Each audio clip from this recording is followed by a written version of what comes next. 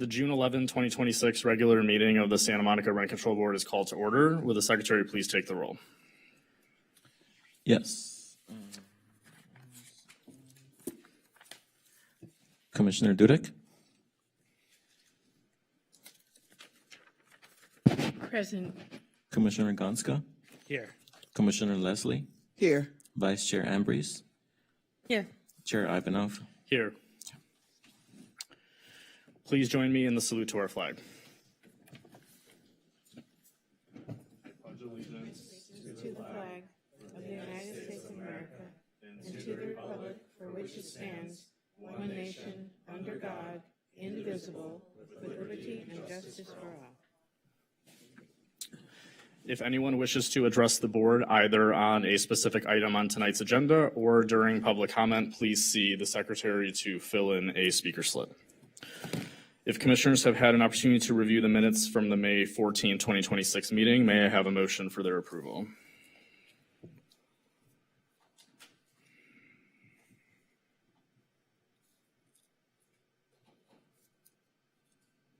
I make a motion to approve the minutes Second. of the last meeting, last May meeting. Second. Okay, I heard a motion by Commissioner Dudek, seconded by Commissioner Gonska. May we have a roll call vote, please? Yes. Commissioner Dudek, Yes.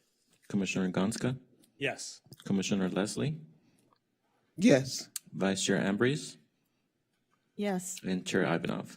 Yes. Motion carries. All right, special agenda items. Does the executive director have anything to report to the board? Yes, thank you, Chair. Good evening, Chair, Vice Chair, Commissioners. First, I want to recognize two members of our public information team for recent outreach work on behalf of the agency. On May 28, Public Information Manager Rose Patel and Information Analyst Amelia Platas participated in the city's One Samo People's Academy. One Samo is a civic learning program designed to help build understanding, transparency, and trust between Santa Monica residents and their local government. Rose and Amelia helped introduce participants to the Rent Control Agency's work, and we appreciate their continued efforts to make our programs and services more accessible to the public. I also want to thank Amelia for presenting to the Disabilities Commission at their meeting last night regarding the agency's functions. That kind of direct outreach is important, especially in helping residents and community partners understand how rent control works, what services the agency provides, and how to reach us when assistance is needed. So thank you to Rose and Amelia for representing the agency so well. I also want to mention that agency staff will be participating in Pride on the Promenade on June 13 from 11 a.m. to 4 p.m. on the 3rd Street Promenade. Pride on the Promenade is an annual event organized by Out in Santa Monica in collaboration with Downtown Santa Monica to celebrate and support Santa Monica's LGBTQ+ community. We participated last year and found it to be a valuable opportunity for outreach and community engagement. This year, having a booth at the event will allow us to provide information about rent control, answer questions directly from residents, and increase the agency's visibility within the community. We appreciate the opportunity to participate and look forward to connecting with community members at that event. Finally, I want to briefly acknowledge the tragic apartment fire that occurred last week at 2628 5th Street, which is a rent control property. Our thoughts are with the family and loved ones of the residents who passed away, and with any residents affected by the incident. Immediate emergency response, safety, habitability, inspection issues are handled by the fire department, code enforcement, and other appropriate city departments. Rent control staff is preparing a general information letter to residents of the property, letting them know that they may contact the agency with rent control related questions. Staff will also be looking internally at what role, if any, the agency may appropriately play in these situations at rent control properties. That concludes my report.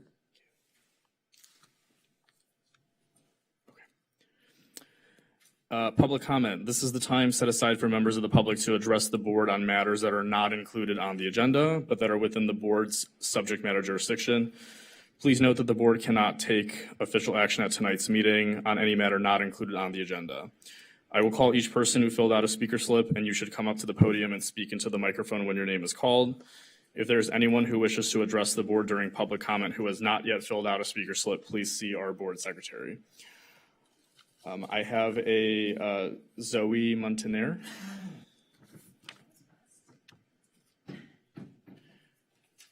And whenever you're ready, you'll have 3 minutes. 3 minutes. Give me 1 second. One quick sec.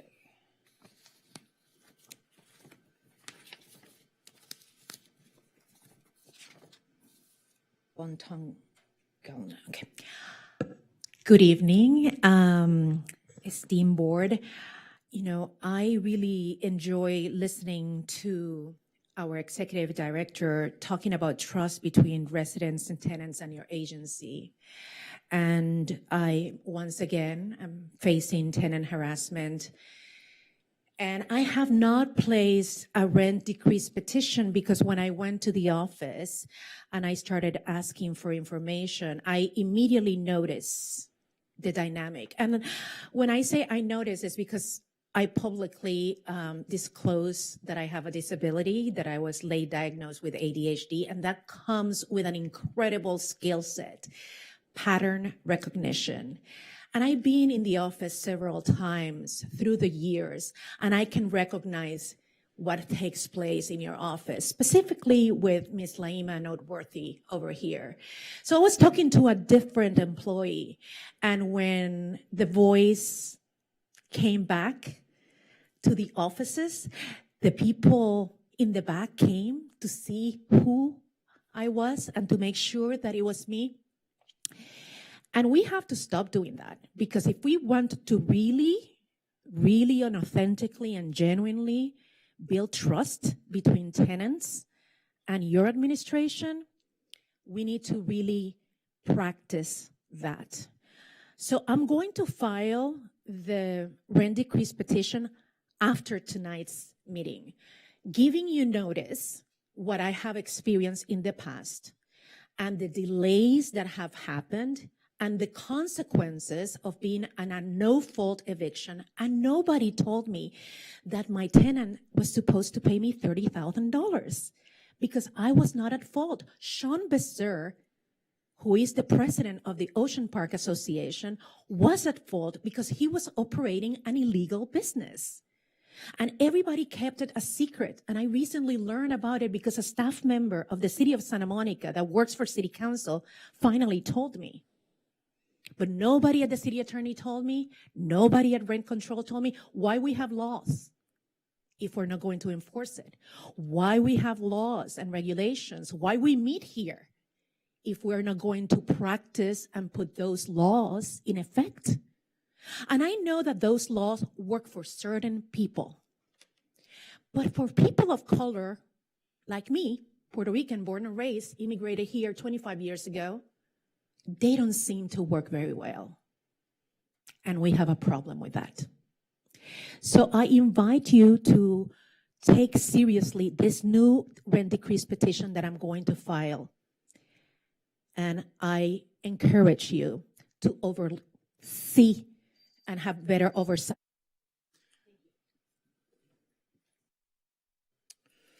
Okay, jurisdictional items. The next item is an appeal of decreased case P 2024-00337. May we have the staff report, please? Good evening, Commissioners.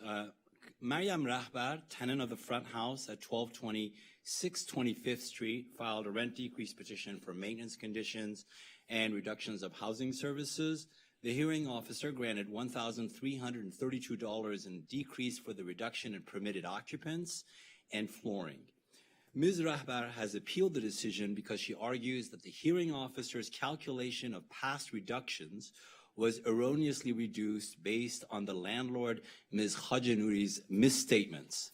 Ms. Rahbar, however, filed her appeal more than 2 months after the deadline for an appeal for this decision. The board may only consider a late appeal if it finds that there is good cause. In her appeal, Ms. Rahbar argued that she did not have to show good cause because subsequent compliance addenda reset the appeal's deadline.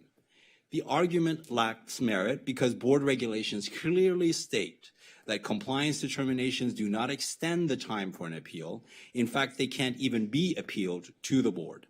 In her written response to the staff report, Ms. Rahbar shifted her argument and appears to argue that she filed her appeal more than 2 months late because of unclear communication from the agency regarding when she can appeal the decision.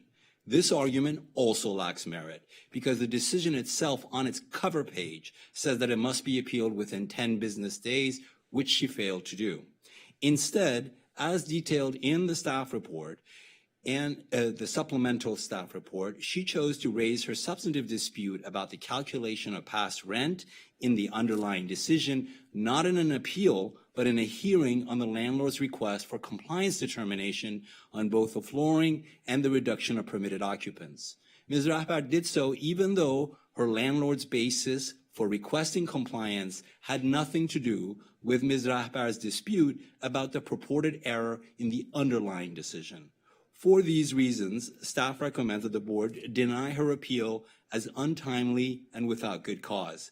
And as detailed in the staff report, even if Ms. Rahbar had good cause for her late appeal, the hearing officer's calculation of past rent decreases was in accordance with board regulations. Regulation 4203 allows the hearing officer to award past rent decreases for outstanding conditions on the close of record, but directs the hearing officer to reduce this amount for any portion of the hearing process that is delayed or continued for good cause. And here, the process was delayed because Ms. Rahbar herself, and not her landlord, told the hearing staff repeatedly through emails that she was out of the country from right after she filed her petition in April 2024 to December 2024. The process was then delayed briefly again for good cause because of the Palisades fire, which occurred on the date of her hearing, which had been scheduled finally for January 8th, 2025.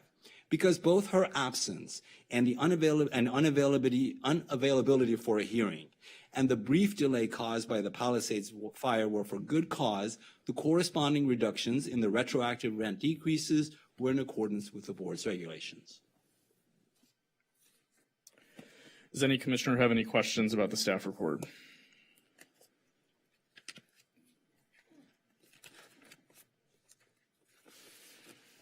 Okay, I would make a motion that we deny hearing the appeal on the grounds that it was filed significantly late with a lack of good cause. Is there a second to the motion?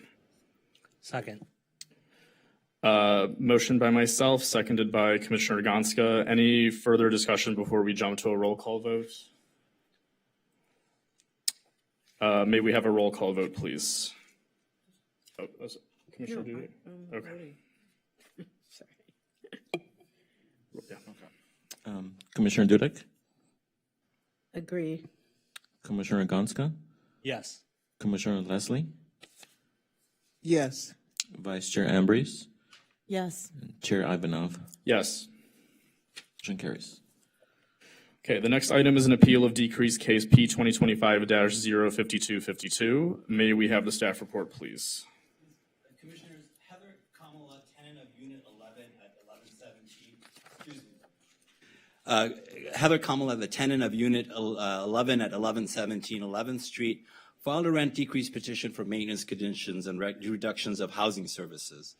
The hearing officer granted $150 in decreases, including $20 for damaged flooring. Mr. Alamdori, the owner, has appealed the decision only as to the flooring. He argues that the record doesn't support the decrease. The board reviews this matter as an appellate body, therefore it should affirm the decision if it is supported by substantial evidence. Here, however, there is no substantial evidence that supports the decrease for the flooring.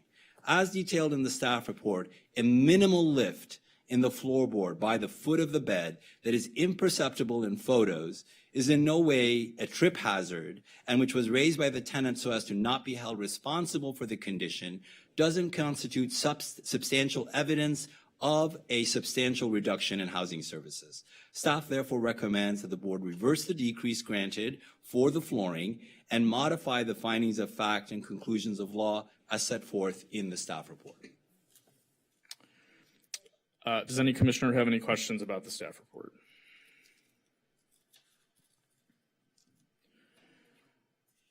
My only question, just for clarification, if the board does opt to follow the staff recommendation, just to clarify, in that case, we would only be reversing the $20 and then the 130 of the rest of the amount still is in place, correct? That is correct. And what I would ask is, if Commission wishes to make a motion to that effect, that include in the motion that you adopt the modifications and the findings of fact that's set forth in the staff report. Okay, great. Any other questions for now? Is there a representative for the owner who would like to address the board? Do we have a representative for the tenant who would like to address the board? I have a speaker slip from Heather Kamala here. Great. You can approach the podium. And when you're ready, you'll have up to 5 minutes to address the board, and we just ask that you keep your comments to what's contained within the evidentiary record. Okay. Whenever you're ready. Good evening. My name is Heather Kamala, and I am the tenant in this case. I'm here specifically regarding the flooring in my daughter Stella's room. I'm asking the board to keep the flooring repair in place. This is not a cosmetic issue. The flooring was affected after repeated water intrusion, including a roof and window-related leaks. There are lifting boards, a musty smell, and concern about moisture or mold underneath the flooring. From my perspective, as a tenant living with this every day, there is a habitability and repair issue, not a preference or upgrade request. I understand that some other repairs may have been completed or partially addressed, but the floor issue remains unresolved. I am asking that the owner's appeal not remove the requirement to repair Stella's flooring. Thank you. Does any commissioner wish to begin deliberation or make a motion?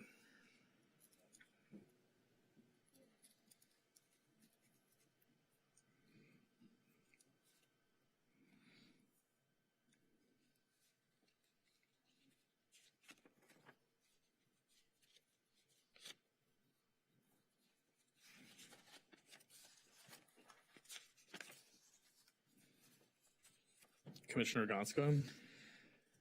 I think that here in the record, during the hearing, the tenant basically it does say that the concern is just making sure that the tenant acknowledged that it's not a tripping hazard and was just concerned that it may not be completely dry under there, so underneath the floorboard. So I would agree with the staff report that there isn't a reduction of housing services or anything similar that would warrant a decrease, because even if we consider what the tenant's concern is, there isn't any evidence here that there is a mold problem or a moisture problem under the board. It's just simply a concern. So I don't think anyone else is in the speaker queue, but so I would make a motion that we reverse the $20 decrease granted for this condition and modify the paragraphs of its findings of fact and conclusions of law that are outlined in the staff report. Commissioner Leslie? I second that motion. Motion by Commissioner Gonska, seconded by Commissioner Leslie. Any further discussion before roll call vote? Okay, may we have a roll call vote, please? Yes, Commissioner Dudek, Yes. Commissioner Gonska, Yes. Commissioner Leslie, Yes. Vice Chair Ambrose, Yes. and Chair Ivanov. Yes. Motion carries. Okay, the next item is an appeal of construction-related impact cases P 2023-06282 and P 2023-06283. May we have the staff report, please? Commissioners, tenants Scott Shenter and Roxanne Seaman filed construction decrease petitions for the owner's repairs of various common areas as well as repairs to both tenants' units. The hearing officer granted a total of $12,147 in decreases to Mr. Shenter and $21,680 to Ms. Seaman. And the owner has appealed the decision. Again, the board reviews this matter as an appellate body, therefore it should affirm the decision if it is supported by substantial evidence. The owner argues that the record doesn't support the decreases granted for noise and dust because they were for necessary repairs. However, the hearing officer explicitly ruled out noise and dust decreases for construction that was for necessary repairs and granted them for impacts from unit renovation. And as detailed in the staff report, substantial evidence supports the hearing officer's finding that the unit renovations were first not necessary repairs and that substantial evidence supports the decreases granted for noise and dust from the renovations. The owner also argues that the record doesn't support decreases for displacement. However, as detailed in the staff report, substantial evidence supports the findings for those decreases. Moreover, contrary to the owner's argument, neither Civil Code Section 1947.9, which applies only to San Francisco's tenant relocation ordinance, nor the Santa Monica Municipal Code's temporary relocation ordinance rule out the decreases granted for displacement. The owner also argues that the record doesn't support the decreases granted for reduction of Ms. Seaman's phone line amenity. However, as detailed in the staff report, these decreases are also supported by substantial evidence. Finally, the owner argues that the hearing officer erred in granting decreases for the reduction of the barbecue grill, gym, and business center amenities because they became amenities after the tenants had already moved in and were not therefore base amenities that are eligible for rent decreases under the rent control law. While there is substantial evidence in the record about how these amenities were reduced, there is no specific evidence as to whether these amenities were in place when Ms. Seaman or Mr. Shenter moved in. Staff therefore recommends that the board affirm the decision except to remand to the hearing officer for the limited purpose of determining whether these reduced amenities were base amenities of Ms. Seaman and Mr. Shenter's tenancy. Does any commissioner have any questions about the staff report?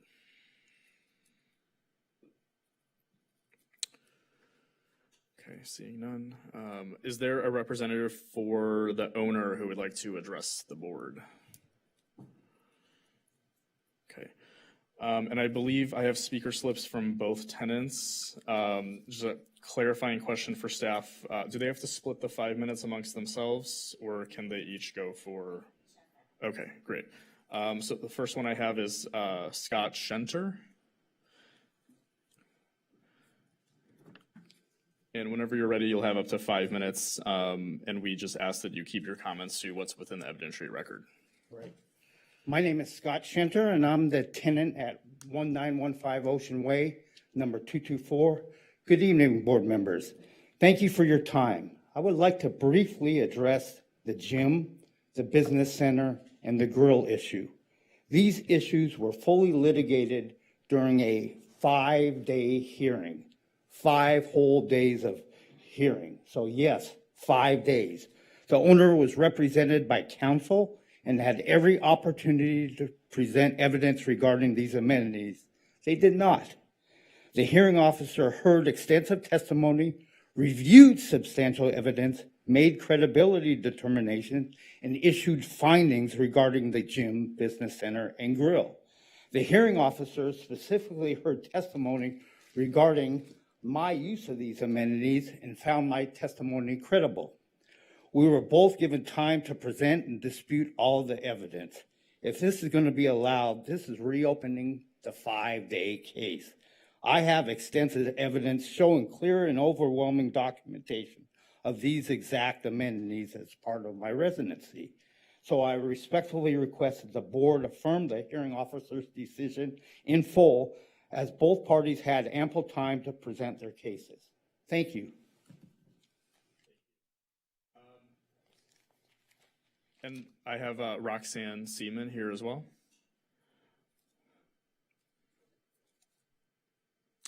And same thing, you'll have up to 5 minutes, and we just ask that you keep your comments to what's within the evidentiary record. Okay. My name is Roxanne Seaman. I've lived at 1915 Ocean Way for 26 years. I moved in when it was Citrus Suites, and I think that anybody that has lived here has seen it. It was fully advertised as fully furnished, and it had all of these amenities. And I also agree with what Scott has said. There were 5 days of hearings. If you have noticed the appeal, you'll notice on the bottom, and it's no secret, and he said it to me, that he put his appeal into ChatGPT and came up with that. And he forgot to delete the last line that shows it was ChatGPT. The thing about this regional manager is that he accused me of illegitimate complaints. I want to first of all thank our city, which I love living here, the code enforcement, the multiple times they came at moment's notice, fire marshal, fire department, building and safety, and SMPD traffic, and the SMPD. And in fact, I was like the ad hoc resident manager who always opens the door because my window faces down there. I was always calling the regional manager. Once he put in that letter, I don't know whether you've seen it, the hearing officer has said it didn't affect my rights, but he accused me of illegitimate complaints and that the city was complaining about my complaints. So to me, this appeal that he has done, just to say that these amenities were not there, cannot be substantiated because, and you can open it, they were there. But he had nothing else to say. And so to me, with the 5 days we went through, he had 5 full days. He had plenty of time to come up and say, can you prove they were there? And I can prove they were there. I went spent days going through old papers. I save everything. I've got the brochures. I got the whole thing. But this is just another ploy. Now, the reason I'm saying all this really, and I came here, is because the one thing that he does respond to are codes. So if I want to get something fixed, like a gate, and I call up code, I say, and I talk to Daniel Mick, he gives me the code for the gate, and then he'll go and fix the gate. So what I'm asking you today, after you've read this, if you've all read 220 pages of this, is to please make new codes that might help not cause this kind of appeal that has no basis, or other things that you might see that might help us as tenants and everyone else to just avoid this kind of procrastination and game playing and whatever else you want to call it. And thank you very much. Thank you. Does any commissioner wish to begin deliberation or make a motion? Vice Chair Ambrose. Yeah, I have a question for the speaker. Ms. Seaman, would you mind coming back up to the podium?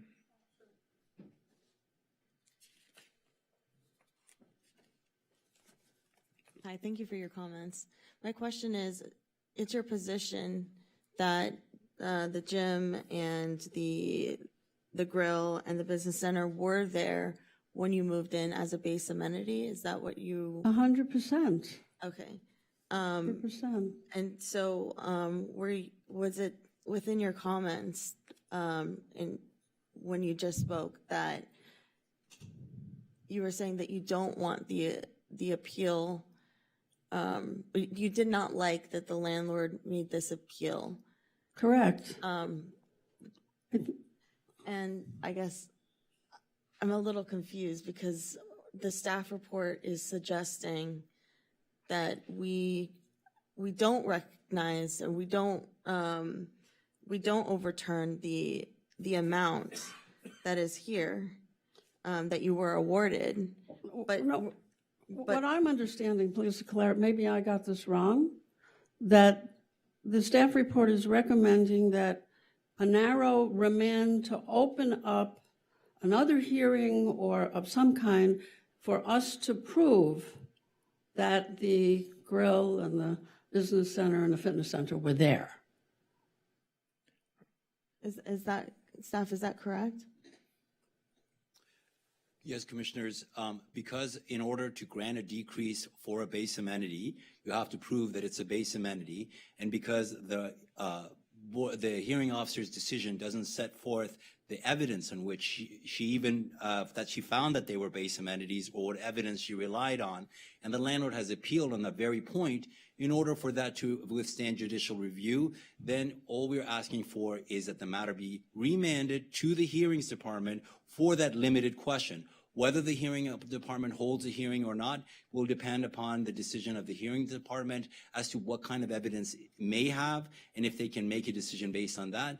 And if they do need to open it for a hearing, then they would do so only for the limited purpose of determining whether these things were there when the tenants moved in and were there for base amenities or not.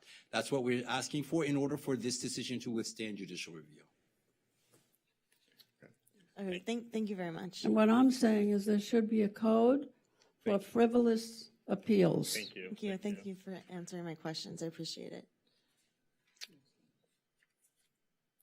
I guess my question is, if this was an extensive 5-day hearing, this seems like a rather standard question to determine whether these were base amenities at the beginning of the tenancy or not. Is there a reason this did not come up within a 5-day comprehensive hearing? I don't wish to speak for the hearings department, but as is mentioned here, this was a 5-day hearing with an incredible amount of evidence and testimony. This is a very small part of the decreases that were awarded. And nevertheless, even though it's a small part of the decreases awarded, it is something that was appealed and therefore has to be addressed as to whether there is substantial evidence or not, and whether there was a finding that these were base amenities. And so that didn't happen is an unfortunate situation, but the way to resolve it is rather simple. Remand it. Was it a base amenity or not? And if it was, then it stands. Okay. Vice Chair Ambrose? Based on the recommendation of staff in the staff report, the other amounts that the hearing officer granted, the $12,147 to Mr. Shetner and $21,679.62, that amount would still remain. Am I correct? There is a portion of that amount that is attributed to these three base amenities. And what we're recommending is that you affirm everything except the things that are related to these specific three amenities, and not to get rid of them, but to remand it in order for the hearings department to determine whether these were base amenities or not. Because if you look at the decision, if you look at specific pages that are addressing these things, there is nothing there that says that these amenities, like the barbecue grill, was there when Mr. Shenter moved in or Ms. Seaman moved in. That needs to be there. And because it's not there, then it is not something that we think that should go forward based on that. That should be resolved in order for it to be able to withstand judicial review. Okay.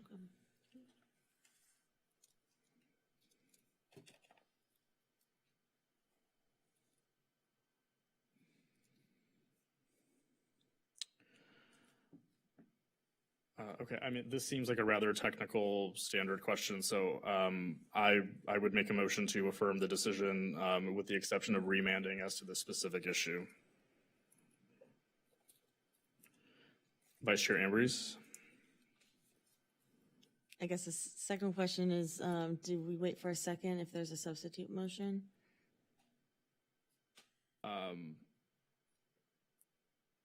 Yes, it should be seconded first, and then you put the substitute motion on the floor.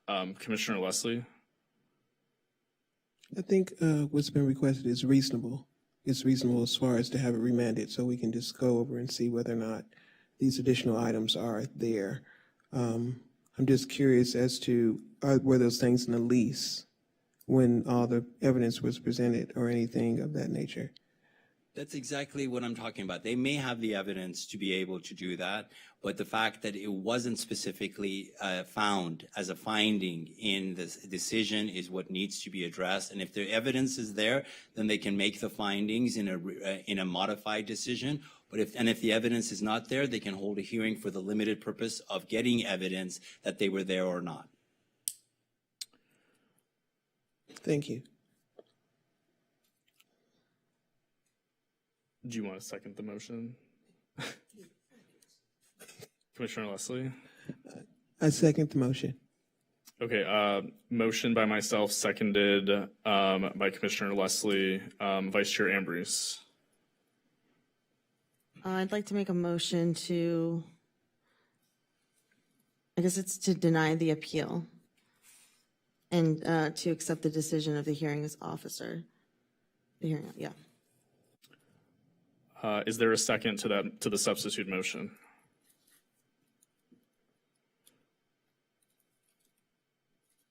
Commissioner Leslie? So would that also include the remand when you say deny the appeal? No, I'm just no asking. remand. Yeah, no remand. No, it's to accept the decision with the amounts that were there and to just accept the decision as is.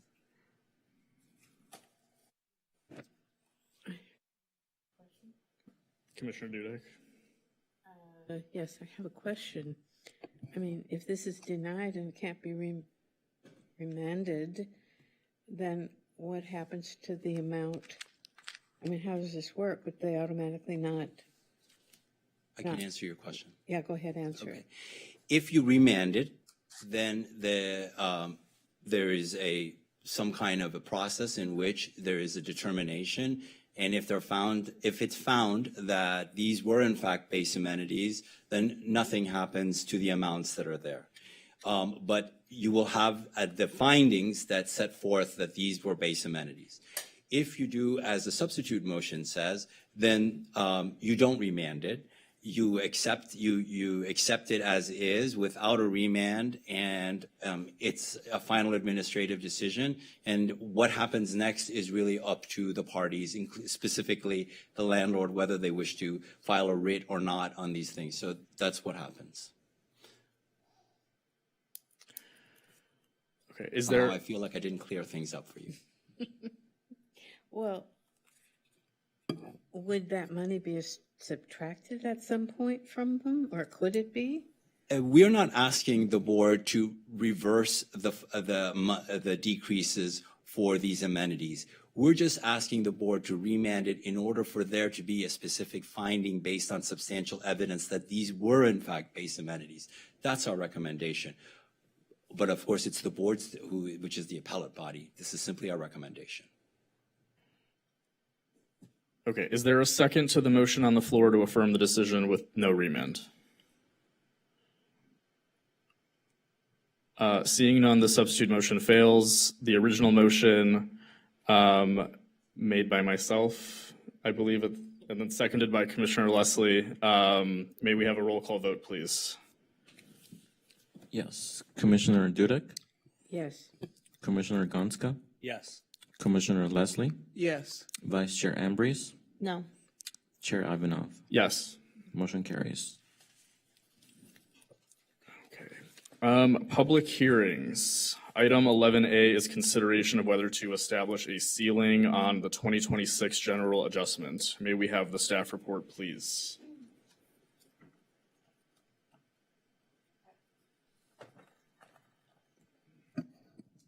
Yes, good evening, Chair, Vice Chair, and Commissioners.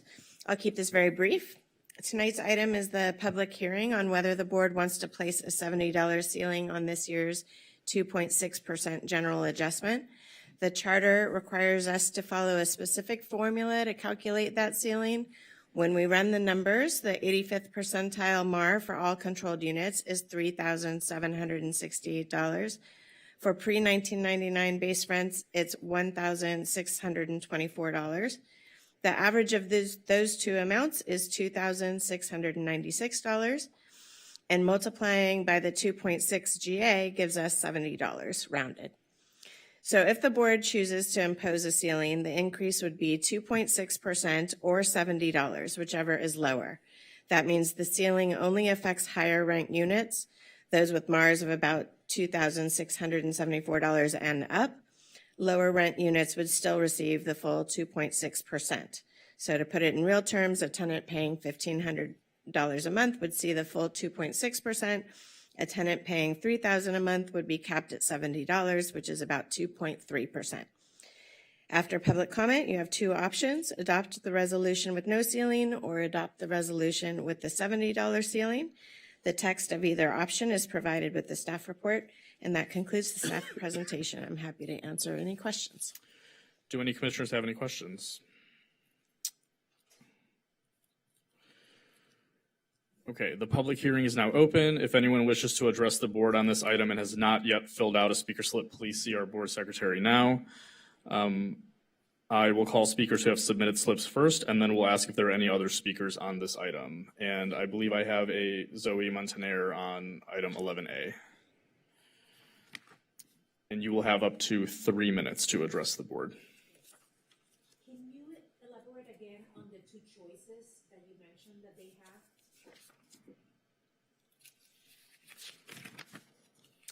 The board has the choice to either adopt a ceiling on the general adjustment, a maximum amount that can be charged, or impose no ceiling, so that it would either be a 2.6% general adjustment for everybody or a $70 cap on that general adjustment for rents above a certain amount. I wanted to be clear that I understood. Good evening once again, esteemed members of the board. I mean, for me, it's a no-brainer. We are going through, some of us, you know, in the current economy are facing challenges. Santa Monica is becoming more and more. That's the reason I moved with a roommate. I've been by myself for a long time, and when the rents go high, you know, and I have made it work for myself by being car free, so I don't have the expense of a car. So I encourage you to consider the current climate, economic climate, not only in California but in the country. We adopt the ceiling of a maximum amount.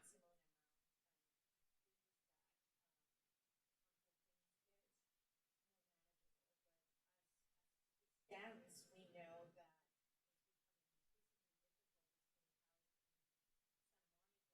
you have to make many sacrifices background to stay housed. So I encourage you to go to a maximum amount. Thank you. Are there any other speakers on this item? Okay, the public hearing is now closed. Does any commissioner wish to begin discussion or make a motion? Commissioner Gonska. Reading through the staff report, I appreciate the examples and the data and the information that's given, especially in explaining how what the formula is for determining what the dollar amount ceiling would be if we do adopt it. The one thing I want to point out, though, is in the framing of, you know, just the examples, it kind of, you know, the staff report says that it points out that people who are paying above a specific MAR would be getting a lower percentage increase. Basically, the people who are impacted enough where the percentage, the GA percentage, would be higher than the cap that is before us here. And this has come up in this context and other contexts in the past when we talk about rent control in general. And I just want to point out, like, as far as I know, and staff, please correct me if I'm wrong, we don't collect data on income levels for people in rent-controlled units. Is that right? That's correct. So whilst people sometimes assume that people, the tenants in units paying low rents, having low MARs, are lower income or have more significant challenges with finances, that is not necessarily the case. There can be people who have been in units for decades who are paying very low MARs, who are low income. There could also be people in the same type of rental situation who have very high income or are very comfortably retired. And also the flip side is true, that people who are in market rate units could be very stretched thin to be able to afford those high rents, or they could be very wealthy, which is how they easily afford those rents. But in any of those scenarios, we don't have data to tell us if people in either of those types of MAR situations, what their ability to afford those units is. So I don't think that's a proper way to sort of look at that, to compare percentages that people would be paying. And I'm not implying that the staff report is telling us to do that in any way, but I think that some people often make that case and use this kind of information to point as evidence or support of their argument. So I do support imposing the cap, and I would encourage my colleagues on the board to do the same. Vice Chair Ambrose. Thank you, Commissioner Gonska. Those are some of the points that I also agree with, and I also support imposing the cap set here. Insofar that your point about us not having the data, I also believe that there are various income levels that are encompassed in rent-controlled units.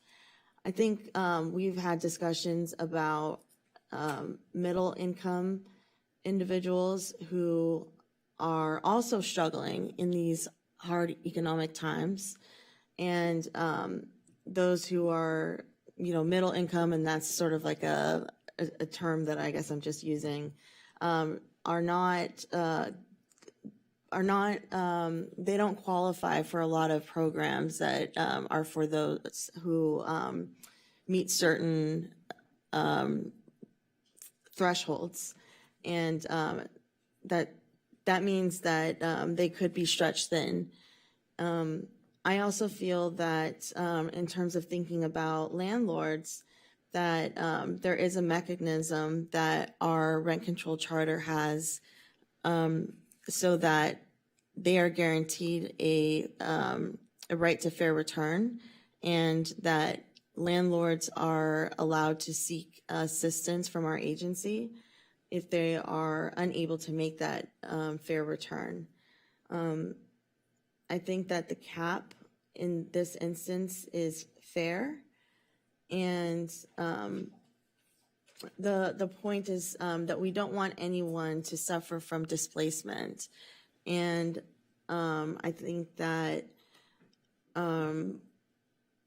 that we've set this mechanism in order to ensure that this doesn't happen.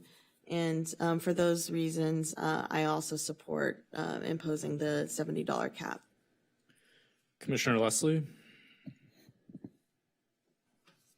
Not to echo your sentiments, but I'd be remiss if I did not mention the working class families that are struggling very hard right now. With tariffs and gas being so high and all of the other things that have been affected by the tariffs, not just our gas, but, insurance. There's no other way that we can move forward to keep people housed in our city but to impose this cap right here, the $70 cap. So, thank you. Commissioner Dudek?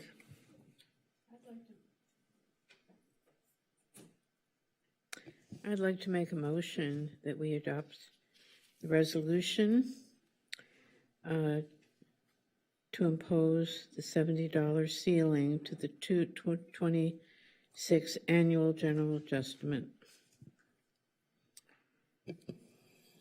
Commissioner Leslie?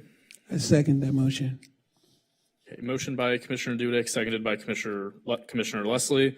The motion is to adopt Resolution 26-001, a resolution of the Rent Control Board of the City of Santa Monica announcing that the 2026 annual general adjustment for rent-controlled units is 2.6%, and imposing a limit on the general adjustment of $70 effective September 1st, 2026. If there is no objection, the further reading of the resolution shall be waived. Seeing no objection, the further reading is waived. May we have a roll call vote, please? Yes. Commissioner Dudek? Yes. Commissioner Gonska? Yes. Commissioner Leslie? Yes. Vice Chair Ambrose? Yes. Chair Ivanov? Yes. The motion carries. Item 11B is consideration and adoption of the annual operating budget for fiscal year 2026-2027. May we have the staff report, please? Yes, thank you, Chair. There should be a presentation coming up in a moment.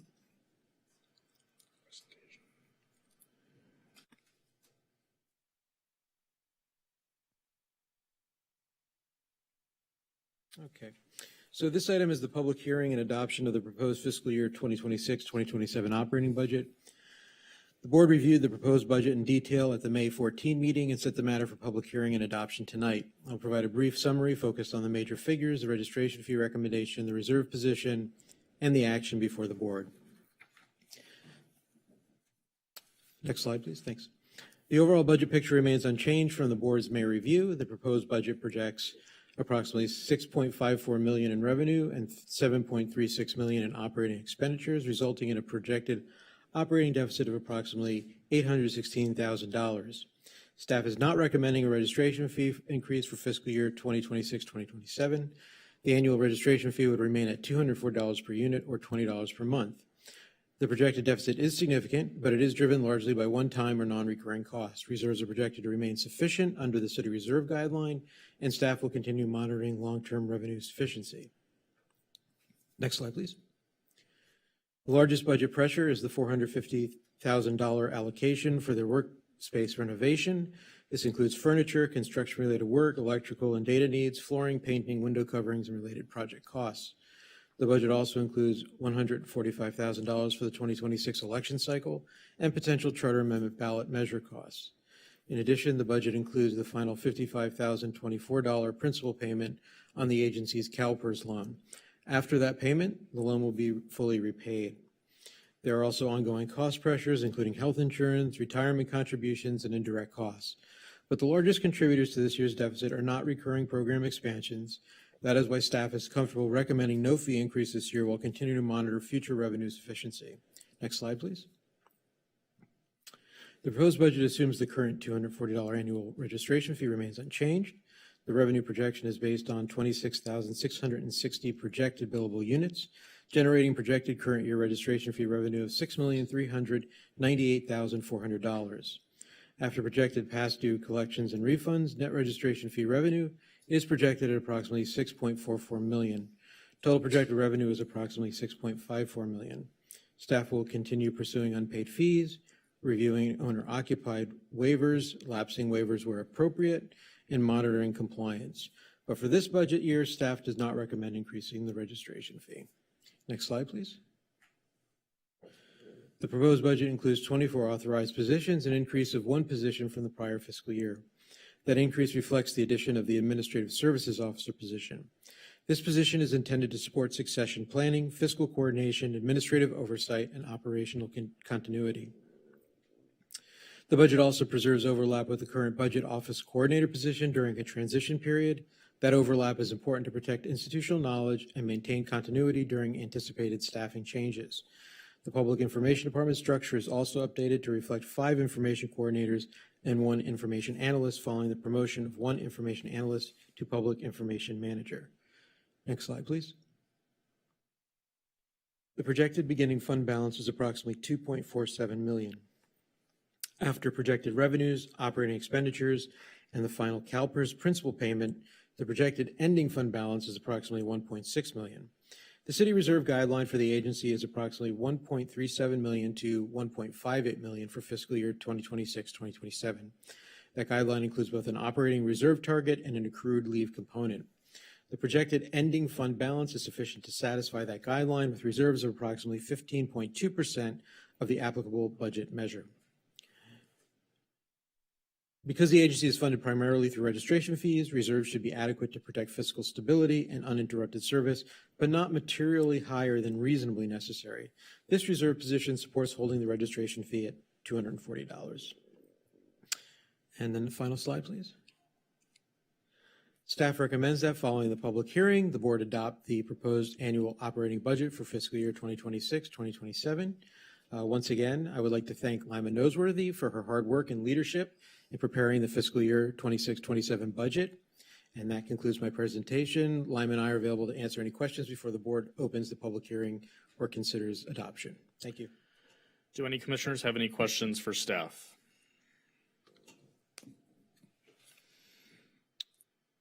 Commissioner Gonska?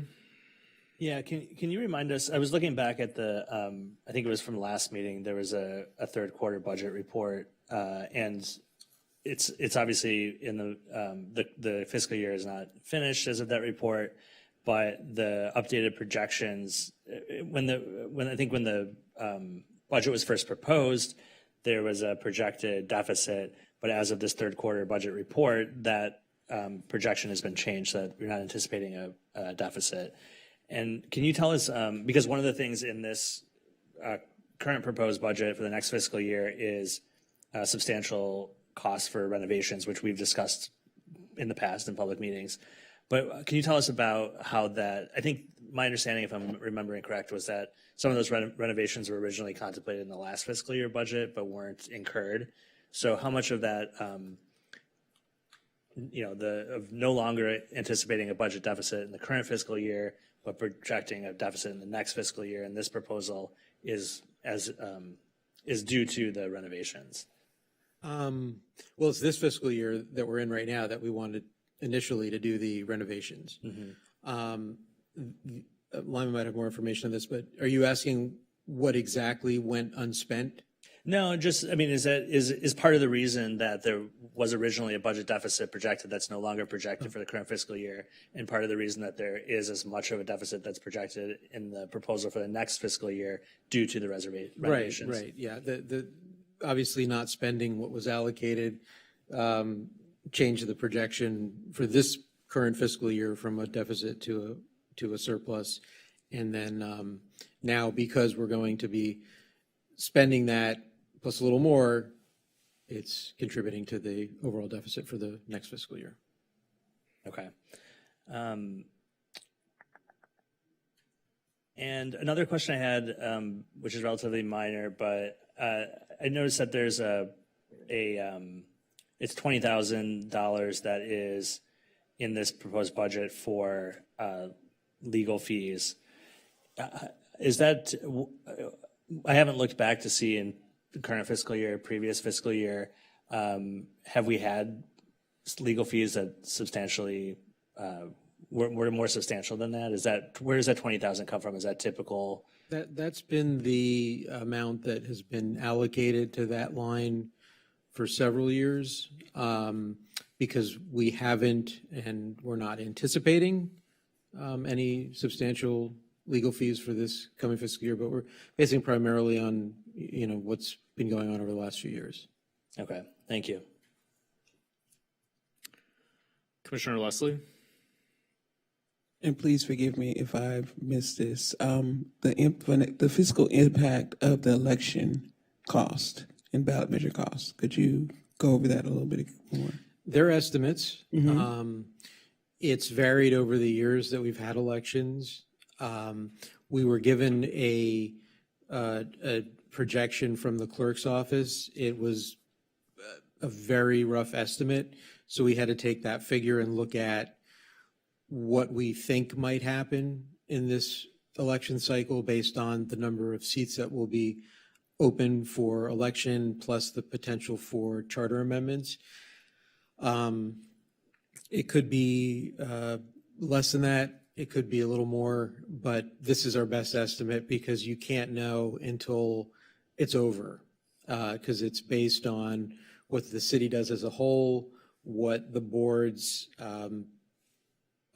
proportional contribution to that ballot and to the printing costs and to all the things that it costs to run an election.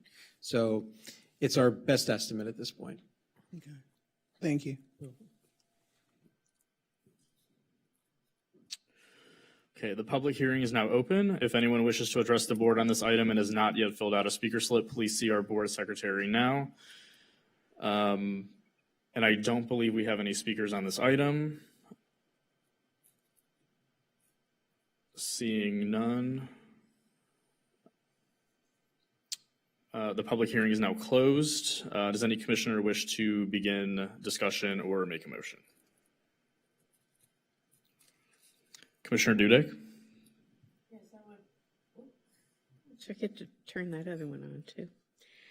I would like to commend the staff and thank the staff for their thoughtful analysis and that they always give to the financial health of the agency.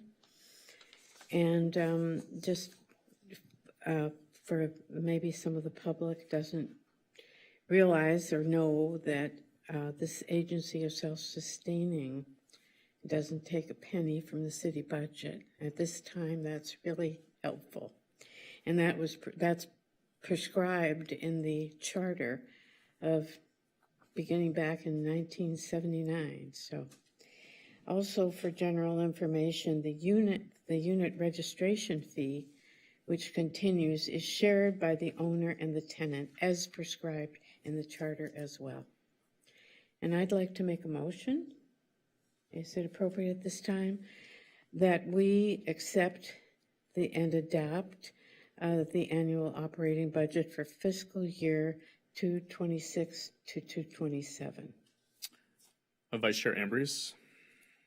I'll second the motion. Motion by Commissioner Dudek, seconded by Vice Chair Ambrose. Any further discussion? May we have a roll call vote, please? Yes. Commissioner Dudek, Yes. Commissioner Gonska, Yes. Commissioner Leslie, Yes. Vice Chair Ambrose, Yes. Chair Ivanov. Yes. Motion carries. Okay, item 11C is consideration of proposed charter amendments concerning commissioner term limits, the agency registration fee framework, and the petition decision timeline. May we have the staff report, please? Yes, thank you, Chair. This item is a public hearing on 3 proposed amendments to Article 18 of the City Charter, the rent control law. At your April 9 meeting, the board reviewed 4 charter amendment concepts developed through the Charter Amendment Subcommittee. 3 board-originated administrative amendments are before the board tonight for continued public hearing and possible recommendation to the City Council. The tenant protection proposals are being addressed separately this evening as an administrative item. At your May 14 meeting, the board opened the public hearing on the administrative amendments and also heard a separate presentation from the City Attorney's Office regarding tenant protection proposals that may warrant parallel amendments to Article 18. Following that discussion, the board continued the public hearing and directed staff to reconvene the subcommittee. The subcommittee met on May 26 and agreed that the 3 administrative amendments should return to the board tonight. The 3 administrative amendments before the board tonight concern commissioner term limits, the registration fee framework, and the petition decision timeline. The first proposed amendment concerns commissioner term limits under Section 1803E. The current charter language provides that commissioners serve 4-year terms and limits commissioners to 2 full terms. It also still includes obsolete transitional language related to the first commissioners elected after Article 18 was originally adopted. The proposed amendment would remove that obsolete language and provide that no person may serve more than 3 terms as a commissioner, whether consecutive or not. It would also clarify that a partial term of more than 2 years counts as 1 term and that appointed terms count toward the term limit. The second proposed amendment concerns the registration fee framework under Section 1803N. The existing charter language authorizes the board to finance its reasonable and necessary expenses by charging annual registration fees, currently up to a maximum of $288 per controlled unit. The proposed amendment would reorganize and clarify that framework. It would retain the $288 amount as the initial maximum allowable fee, clarify that this amount is a cap and not the fee automatically charged, preserve the board's discretion to set the actual annual fee below the cap, maintain the existing tenant pass-through framework, and preserve the board's authority to request and receive funding from other available sources when necessary. The proposed amendment would also establish annual CPI-based adjustments to the maximum allowable fee beginning in 2028, subject to a 5% annual cap and no annual decreases. This is intended to preserve long-term fiscal stability and reduce the need for future charter amendments solely to address inflationary changes. Importantly, the amendment would not itself increase the actual annual registration fee. The board would continue to set the actual fee through its regular budget and fee-setting process. The third proposed amendment concerns the petition decision timeline under Section 1805D12. The current charter language requires board rules and regulations to provide for final action on individual rent adjustment petitions within 120 days following the date of filing. The proposed amendment would preserve that 120-day framework while clarifying that extensions may be allowed for good cause. This is intended to reflect the board's long-standing regulatory framework and recognize that limited extensions may be necessary in appropriate circumstances. These 3 proposals are administrative in nature. They are intended to improve clarity, administrative efficiency, fiscal stability, and consistency with current operational practices while preserving the broader structure of Article 18. They do not address the separate tenant protection proposals that remain under review.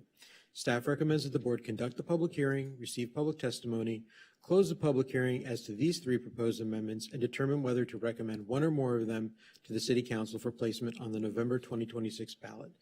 That concludes my report. Thank you. Do any commissioners have questions for staff? Okay, the public hearing is now open. If anyone wishes to address the board on this item and has not yet filled out a speaker slip, please see the board secretary now. I will call speakers who have submitted slips first and then ask if there are any other speakers on this item. And I have Zoe Montaner.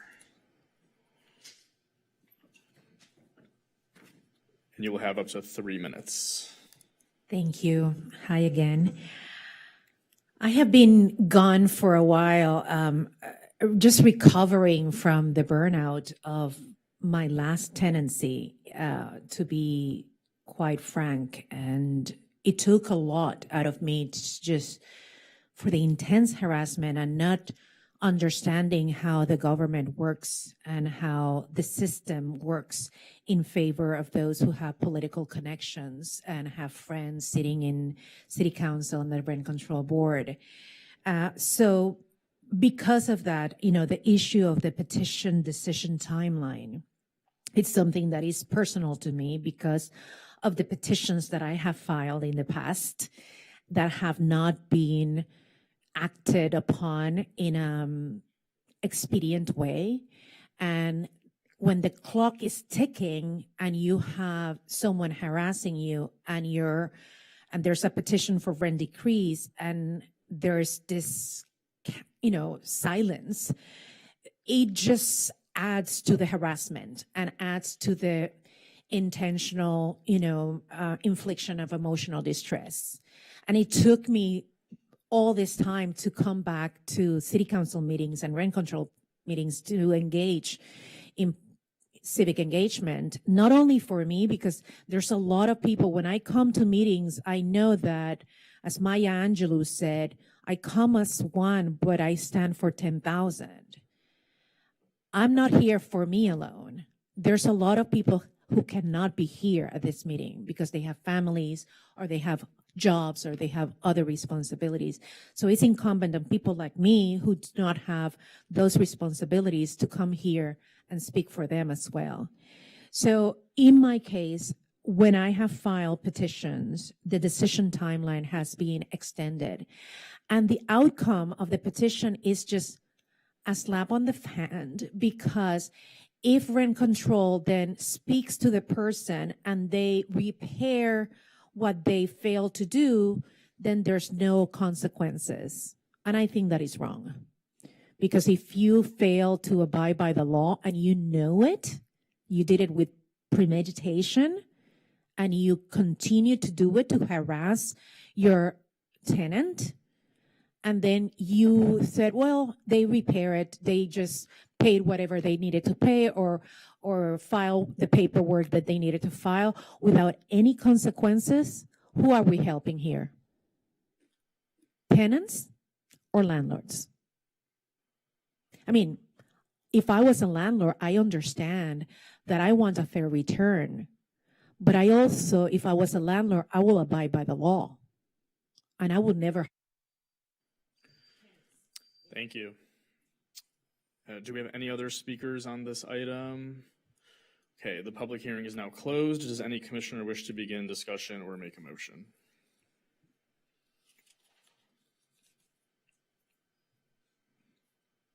Commissioner Dudek?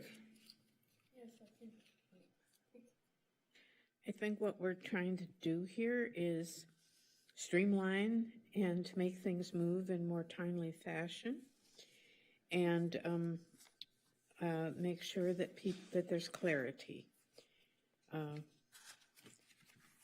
So I think these are important amendments. Mm-hmm. And just a question for staff.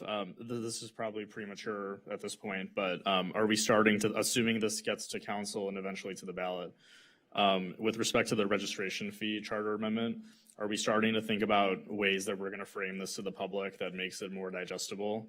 Because I know we had past discussions about the way that it was initially written was kind of confusing. It might not be understandable or accessible to the public. And so just figuring out ways to frame it as necessary for the financial solvency of the agency and try to break it down in a way that, more people can understand and not be confused by it if they see it on the ballot. Sure, yeah, we would be doing that. Vice Chair Ambrose? Yeah, I think that all three of these administrative proposed charter amendments are, one, important, and the subcommittee spent a lot of time considering them, and also with the help of, with our general counsel and also with the city attorney's office input, insofar as how it was crafted with the language. It's very necessary to make sure that it is written specifically in a way that is legal. And I know that there's, legalese, but we want to make sure that it's correct. Insofar as the commissioner term limits, I think that it is important to correct language that is obsolete, as was discussed in the staff report. And also, under the current framework, it doesn't address partial terms. That to me is very important. I may be incorrect, but it appears to me that if a commissioner served a full term and then served a partial term, it's unclear under the current framework whether they would be eligible to run for a full term. So to me, cleaning this up and allowing for 3 terms allows us to have an individual to serve longer. I also think that having the ability for a rent control board member to serve 3 terms is important.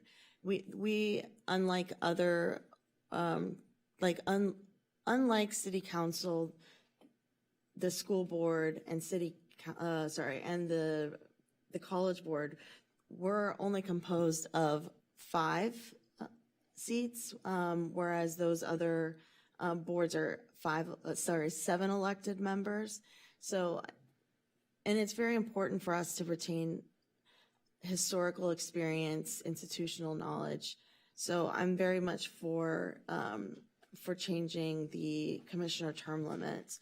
The registration fee framework is necessary because when the current charter language was adopted, it envisioned a time in which this needed to be addressed. And I think that we set this adjusting for a way for it to be set by, so that we don't need to continue to go back to the voters asking for it to be adjusted. And again, we are only addressing the cap, not saying anything about the registration fee itself. And then with the petition decision timeline, it's really just formalizing an existing practice. So I think that all of these proposed charter amendments are well thought out, and I am going to support all 3 of them. Commissioner Leslie?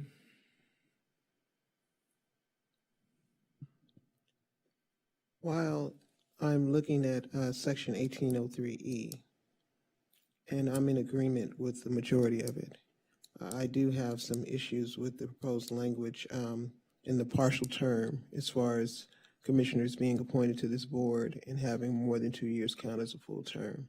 I think that would cause us to have a little issue in trying to fill empty seats if that counts as one of their terms, just for clarity.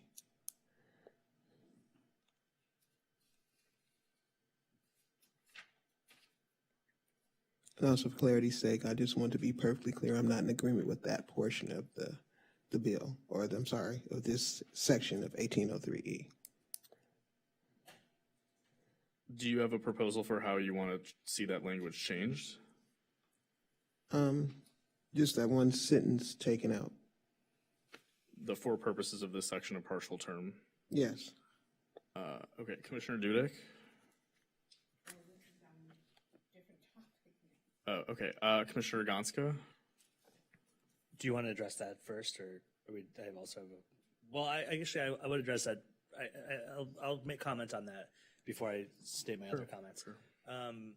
I understand where you're going with that. I think if the concern is about, what you outlined, I think if I'm understanding correctly, is that the concern is about folks not wanting that partial term to count for a full term if it's of that length of more than 2 years. I think even if you are to go down that road, what I would suggest is being specific about the language, because part of the issue that Commissioner Ambrose outlined is that right now it's ambiguous in the regulations of what does count and what doesn't. So if we were to just strip that line out, we would be potentially in the same boat, right? Where now we might have three limits of 3 terms if voters approve it, but there would still be ambiguity around does a partial term count or not. Okay.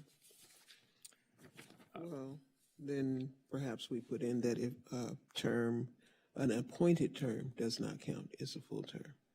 If you're appointed to, instead of like, if there's a vacancy and you're elected to it, then it can count as a term. But if it's an appointment, then it does not. So this is addressing a partial term of I think that, so you're saying a person who was appointed versus what other, An election for an empty seat. okay. Yeah, but doesn't other language in elsewhere in this proposed charter amendment specifically say that appointed terms count towards the overall limit? So if you're stripping that, you're contradicting the rest of the language. Well, I think it brings you back to the point that was just made by Commissioner Gonska, that then you don't know what counts as a term when someone is appointed. It would be by custom rather than by specific language. It sounds like Commissioner Leslie's proposed language would address that, but are there any concerns about legality of that? Or is that completely up to us to specify what counts and what doesn't? Well, I would just point out that this is crafted, or it tracks the current structure of the council.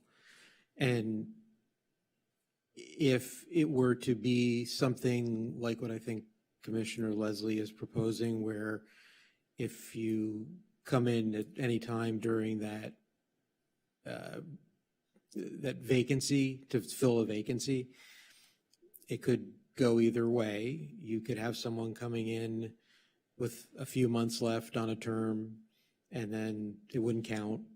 So they might serve 12 years and 3 months, let's say.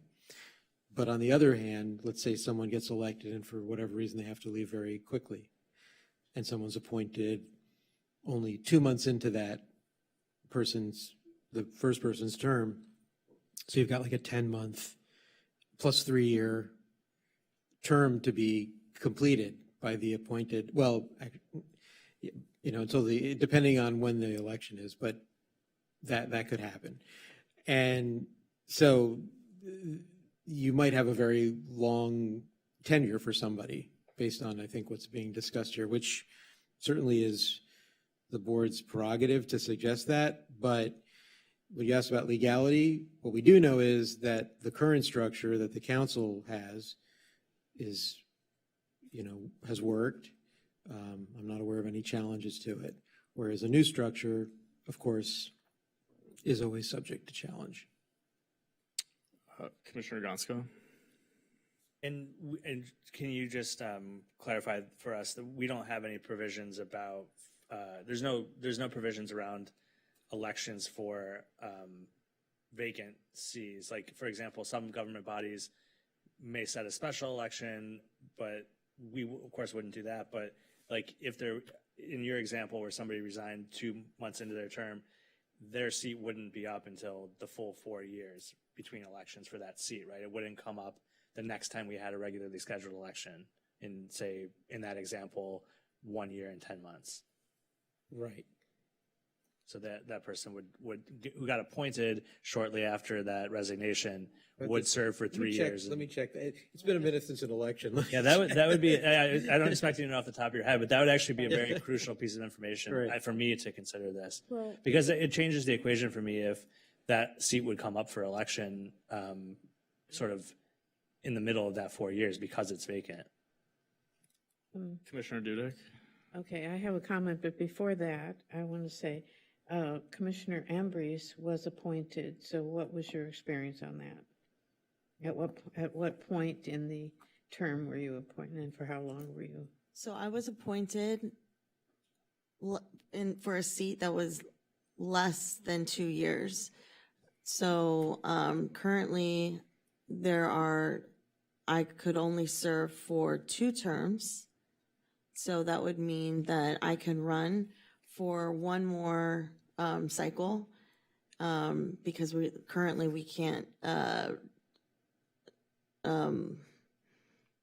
that's it. So I will be able to the max I can serve is 8 years and whatever my partial appointment is, I believe.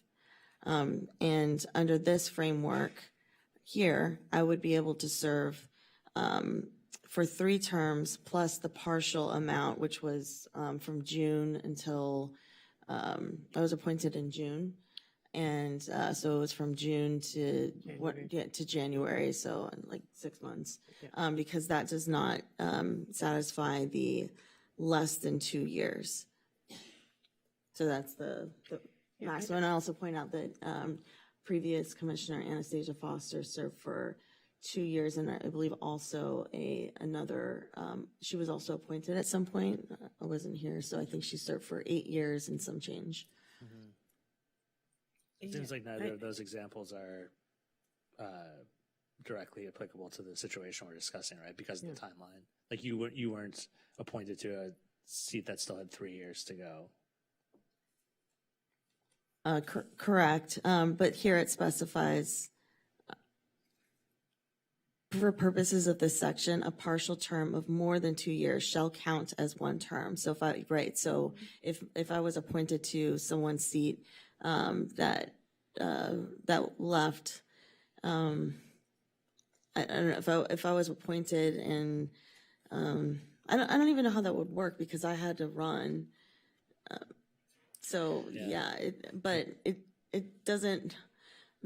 The next sentence says these terms shall apply to appointed terms as well as elected terms. Commissioner Dudek? Yeah, I don't think that a person who's appointed would go for the 4 years. I think that it seems like the next election, the soonest one, I think they would be on the ballot. Isn't that correct? Yeah, that's the question that I had for Yeah, that, I mean, that they're looking at. I mean. I don't know if you could be right, but I don't know I don't know of any recent examples where that happened. I So I don't know if that's true. thought that would be the I way just- it would work. Let me find appointments. He's working on it right now. been a But this makes sense to have it, if it's more than 2 years, to count as and then you have another 8 years, I guess you would have. Right, 2 more terms. if we're getting. Yeah, go Oh, go ahead, ahead, sorry. sorry. No. If we're getting rid of ambiguity and we're providing more clarity as to what counts as a full term, and this is in line with the city charter, I'm not really sure why we're playing semantics and treating appointed versus elected members any differently. I don't think that's the question. It's because what Commissioner Leslie is proposing is that an appointed term of any length shouldn't count It's a full as term. the term. Because what this amendment does is allow 3 terms. Right. And Commissioner Leslie is saying that an appointed Partial term. partial term of any length It's not shouldn't a count full as a term. full term. So as one of those 3 terms. So the question that I have in regards to that, I mean, we all, the other 3 4 of of us. us may decide that we think that it should count if it's like that the language of 2 years or more is appropriate. I have the answer. Okay, great. Sorry it took me so long. So it's in the charter. It's sub M of the same section that deals with elections. If a vacancy shall occur on the board shall within 30 days appoint a qualified person to fill such a vacancy until the following municipal election, when a qualified person shall be elected to serve for the remainder of the term. So I misspoke. The election would occur as soon as the next election happens. So does that make this language not applicable here because there couldn't be an appointed term that lasts more than 2 years? No, it doesn't say that. It says if it is 2 years or more. Right, but I'm saying that might be It would impossible count. then. It sounds like that's impossible for it to be more than 2 years. Depends when someone leaves. No, because if they're appointed with more than 2 years to go on the term, they would face an election 2 years in. within the next scheduled election, which is every 2 years. But at another time, and a different board could always change 1803M, the language for vacancies. That's true. But would that come with a cost as far as to have voters vote on it? Or it's something that we can change without having to take it to council? No, this is all charter, so. Yeah. So it would have to be a charter amendment. See, have to go back to the whole process. Yeah. I mean, here, just to state where I stand on this, I think that it's reasonable that an appointed term of more than 2 years should count as one of the 3 allowable terms. I just think it's not relevant any longer because of the way that those appointed terms are treated, where they're up for election, that it can't be, under the current rules, it can't be an appointed term of more than 2 years. It's not possible, right? Well, but the election is to complete the term that the person has come to fill. So back to my earlier example, if someone came onto the board and left right away, someone's appointed, and then the next election comes and they finish out the term, they haven't done a full 4-year term. So they're not elected to 4 additional years. They're just the rest of that term. Right. Okay. And that would make it the 4, and then they. Yeah. But this- So then I you have revise two my more statement that it is relevant language to include here. And to me, it further solidifies my support of including that Yeah. the term of 2 or more years Yeah. counts as one of the 3 allowable terms. Vice Chair Ambrose. I would like to make the motion to adopt the proposed to adopt the proposed charter amendment for the commission term limits. Just the first one, just to see if we can get that one through. I know it's the one we're discussing back and forth, but I want to see if we can just. Okay, is there any other additional discussion that anyone wants to make about the registration fee or the petition timeline? Okay, in that case, I would make a substitute motion to move. I need a second, and then you can make the substitute. Oh, apologies. Okay, is there a second to Vice Chair Ambrose's motion? I second that motion. Okay, I would make a substitute motion that we vote to approve all 3 of these proposed charter amendments to the City Council for potential consideration for the 2026 November ballot. May I make a comment before we vote? Sure. Okay. Do we need a second first? Or? Okay. Is there a second to the substitute motion? Second. Yeah, okay. Okay. I just want to make a comment to ask our staff to try as hard as possible to make the language as understandable as possible for the public who may not understand, the concept or what we're doing, and especially legalese. So please do your best on that. It's to simplify. Vice Chair Ambrose? Thank you. I'll just make a further comment to say that, yes, it may be confusing because it's legalese, but when there are ballot measures, there are things that explain what they are. There's pros and cons about each one, and there's also information that tenants or all residents or all voters can look to.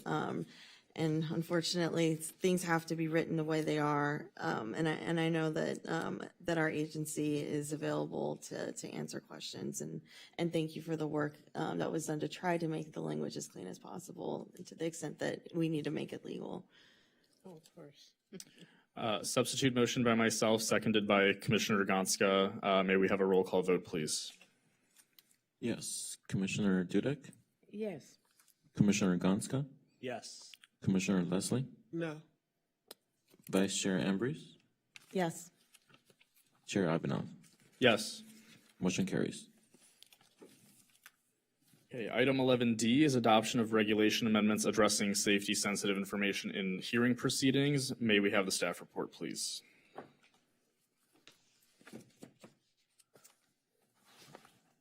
Tonight, I am presenting on the proposed regulation amendments addressing safety-sensitive information for board hearing proceedings.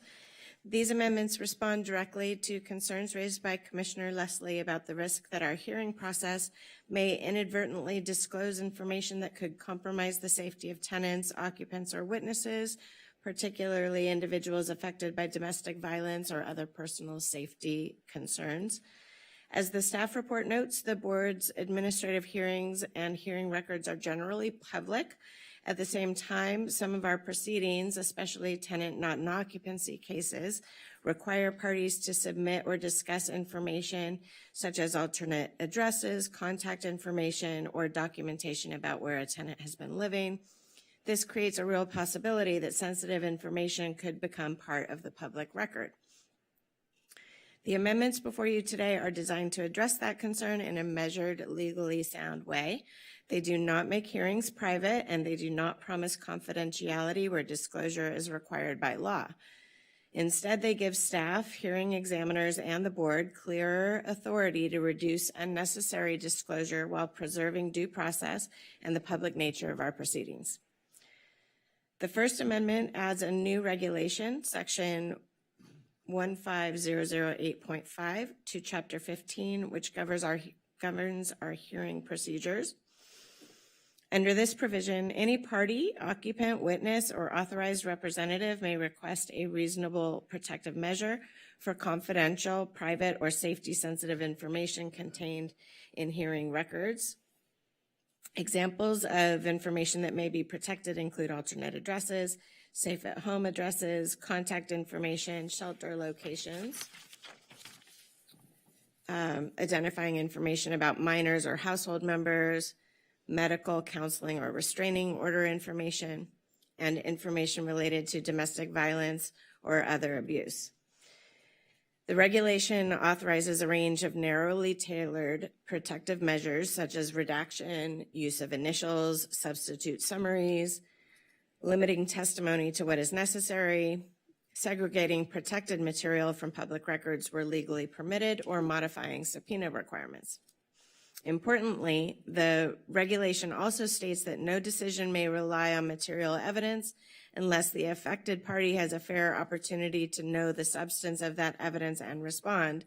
That ensures that protective measures never compromise fundamental fairness in our proceedings. Finally, this regulation makes clear that it does not override any legal requirement to disclose information that must be public. The Second Amendment adds a targeted cross-reference in Regulation 3304, which governs tenant not in occupancy petitions. This is the context where safety-sensitive information is most likely to arise. The cross-reference simply alerts parties that protective measures may be requested under the new Chapter 15 regulation. It does not create a separate procedure. It just ensures visibility where it is most needed.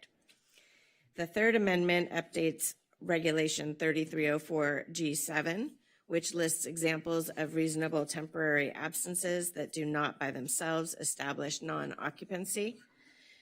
The amendment adds safety-related circumstances, including domestic violence, sexual assault, stalking, human trafficking, child abduction, and elder or dependent adult abuse to that list. This ensures that a tenant's absence from the unit for safety reasons is recognized as a reasonable temporary absence consistent with the purpose of the regulation. Taken together, these amendments strike a careful balance between protecting vulnerable individuals from unnecessary disclosures and preserving due process to ensure that all parties can fairly respond to the evidence. They maintain the public nature of our hearings and records, and they give staff and hearing examiners the tools and clarity needed to handle sensitive information responsibly. For these reasons, staff recommends that the board adopt the proposed amendments to Chapter 15 and Regulation 3304. I'm happy to answer any questions. Thank you. Do any commissioners have questions for staff? Vice Chair Ambrose.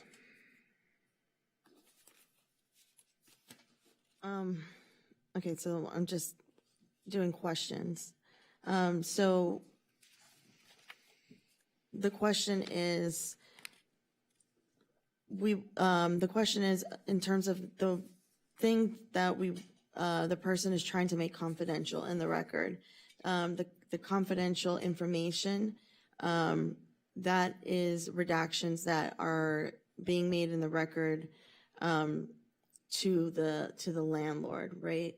Or where else, if it's not redacted, would this information potentially be opened or public too? Because board records are generally public, our decisions, for example, just go right into a document portal where people can access any of the petition process documents that we have, and the decisions issued by hearing officers. Also, the public has the right to examine the exhibits presented in most, Tracy can correct me, in many of our proceedings, not all. So this just gives flexibility to the agency to redact certain portions that could compromise somebody's safety, in terms of providing that information to the public. So for example, in a hearing, there may be a tenant not in occupancy petition, there may be sensitive information disclosed in that hearing. The landlord or the landlord's agents are likely participating in that hearing, so they've heard that information. But when the hearing officer is preparing the decision, they would have the discretion to redact certain sensitive information from that decision as far as it's public facing. Does that answer your question? Yes, and without these proposed changes, a person in a tenant not in occupancy hearing would not be able to ask for some sort of redaction or change to protect their identity? Certainly anyone can ask a question in these proceedings, but this provides clarity to all parties. So it provides clarity both to the person request how to make that request and what kind, it's preferably in writing according to this proposed amendment. So it gives clarity to the parties in how to request that redaction, and then it also gives clarity to hearing officers and other staff of the agency in how to implement those requests. Okay, thank you for answering my questions. Commissioner Dudek? Yes, I think this is a very positive step forward, and I want to thank Commissioner Leslie for bringing this forward, and I want to thank the legal staff for doing such a great job with this, knowing that there may be some aspects that are subject to legal restrictions, but the protections for these protections really offer a real step forward for to protect sensitive information. I think it's great. I'd be happy to make a. Before we get there, we have to have the public hearing first. Oh, okay, sorry. Okay, so the public hearing is now open. If anyone wishes to address the board on this item and has not yet filled out a speaker slip, please see the board secretary now. I don't believe we have any speakers on this item. In that case, seeing none, the public hearing is now closed. And now would any commissioner wish to begin discussion or to make a motion?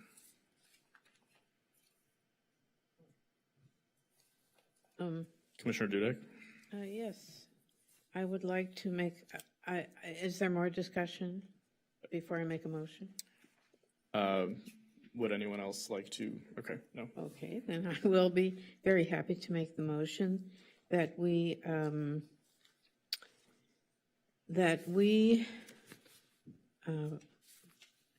adopt the proposed changes to Chapter 15 and Regulation 3304 that we have discussed this evening. Thank you. Commissioner Leslie? I second the motion of the adoption of these regulation amendments. Motion by Commissioner Dudek, seconded by Commissioner Leslie. The motion is to adopt a regulation entitled Addressing Safety-Sensitive Information in Hearings Proceedings. There is no objection. The further reading of the regulation shall be waived. Seeing no objection, the further reading is waived. Any further discussion? I would just echo Commissioner Dudek's comments, thanking Commissioner Leslie for bringing this to the board's attention, and may we have a roll call vote, please? Yes. Commissioner Dudek? Yes. Commissioner Gonska? Yes. Commissioner Leslie? Yes. Vice Chair Ambrose? Yes. Chair Ivanov? Yes. The motion carries. Okay, item 12A is proposed tenant protection and related just cause eviction amendments to Article 18. May we have the staff report, please? Yes, thank you, Chair. This item is related to the prior charter amendment item, but it is in a different procedural posture. The prior item involved administrative amendments that were before the board for public hearing and possible recommendation to the council, which you did. This item is for discussion and direction only. The goal tonight is to orient the board to the proposed tenant protection and related just cause eviction amendments and get direction on what should come back for public hearing. Next slide, please. For this item, staff is not asking the board to conduct a public hearing, approve final ballot language, or make a recommendation to council. Staff is asking the board to review the proposed concepts, identify any revisions or concerns, and decide which items to return for public hearing. If the board is comfortable moving forward, the likely next step would be a June 25th public hearing and possible recommendation to the council. Next slide, please. This slide is meant to avoid repeating the full background from the prior item. The charter amendment work is now moving on a two process tracks. The administrative amendments are now being recommended to council. The tenant protection and just cause eviction amendments are still at the discussion and direction stage. The final ballot structure also remains open. Whether these proposals ultimately go forward as one measure or more than one measure will depend on city attorney guidance. Next slide, please. There are 5 areas in this package. The first 3 are the main tenant protection provisions: small rental debts, added household members, and family member occupancy after the tenant vacates. The 4th area is somewhat different. The affordable housing deed restriction provisions are compliance provisions. They preserve the ability to enforce eligibility requirements in deed restricted affordable units. And the 5th is a Tenant Protection Act finding. It does not create a separate eviction ground or tenant claim. It states the city's finding that Article 18 is more protective than state law. Next slide, please. The current law allows termination for non-payment of rent, but it does not include a minimum unpaid rent threshold. This proposal keeps non-payment as a just cause basis for eviction, but it would prohibit termination unless the amount owed exceeds 150% of HUD fair market rent for an equivalent sized unit. The table shows what the threshold means using the fiscal year 26 LA metro area FMR amounts. For example, the threshold would be $3,480 for a 1-bedroom unit and $4,355 for a 2-bedroom unit. Next slide, please. So this addresses the added family and household members. This is the area where the board's earlier tenant occupancy proposal and the city attorney's office proposal overlap most directly. The proposal keeps the existing replacement sublease protection and reorganizes it. It also adds protection for listed family members and dependents of the tenant of record, or as the charter proposal phrases it, the tenant of the owner. For those listed family members and dependents, there is no landlord approval requirement and no written notice requirement. The proposal also preserves the previously contemplated protection for minor children added through birth, adoption, or change of legal custody. For non-family occupants, the proposal uses a request and approval framework. The tenant of the owner must continue to reside in the unit, and the landlord may not unreasonably withhold approval. The language also preserves lawful occupancy limits and deed restriction limitations. Next slide, please. Current section 1806C is narrower. It protects only a spouse, child, or children or qualifying domestic partner, and only when the tenant vacates due to death or incapacitation. The proposed amendment broadens the list of covered family members to include parents, grandparents, grandchildren, siblings, aunts, uncles, cousins, nieces, nephews, and dependents. It also removes the limitation that the tenant must have vacated due to death or incapacitation. Instead, the protection would apply if the covered family member has lived in the unit for at least 1 year at the time the tenant vacates.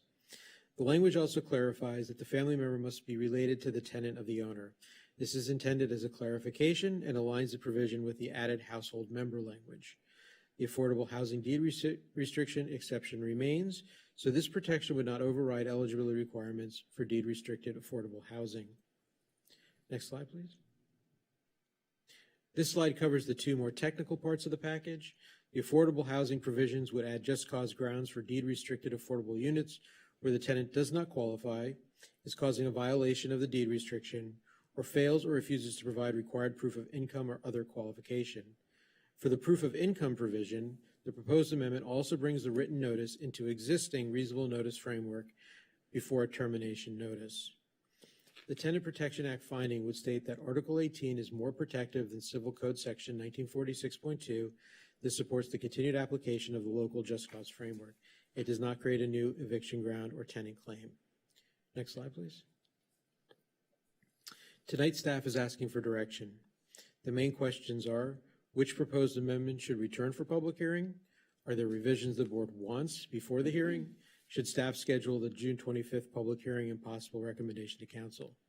Staff's recommendation to discuss the proposed amendments, provide direction, and if appropriate, return with proposed amendments for public hearing on the 25th of June. That concludes my presentation. I'm available for any questions. And we also have Romy Ganshaw from the City Attorney's Office here tonight as well. Thank you. Do any commissioners have questions for staff? One question that I had was, I guess it depends on how many of these we're going to approve to a public hearing, whether it's all 5 or whether it's less. But whichever amount we settle on, is it feasible prior to the public hearing, whether it's the 25th or another date? Is it possible to get some sort of side-by-side comparison of what's being proposed here and what other jurisdictions have actually already done in terms of whether it's West Hollywood, Culver City, other LA County jurisdictions, so we can have kind of like a cross comparison of the proposed language and what's actually been implemented elsewhere? Yeah, we could do that. That would be, I think that would be really helpful for, I don't want to speak for myself, but I think everyone before the public hearing. I think that would be really helpful. Commissioner Gonska? Yeah, first of all, I would echo that. I think that would be helpful to see, some of the jurisdictions that we typically look to that have similar or have rent control law on the books. Also, last meeting and what's being discussed here is in large part, the attempt here is to align this with what the city attorney's office presented. That my understanding is that is what the city attorney's office is going to present to the city council. Maybe we can get clarification, but is it correct that that's the city attorney office's recommendation to the city council? We will be reporting back to the council, based on the feedback that we receive from the board, either directly from you all in a formal transmission, but also just sort of hearing your feedback and your thoughts on these amendments. I think I expressed the last time that, there's certainly a desire for the language in Article 23 and Article 18 to be identical as much as possible. So the exact language of the Article 23 recommendations, I think, are to be settled once you all decide what sorts of recommendations you might make to Article 18.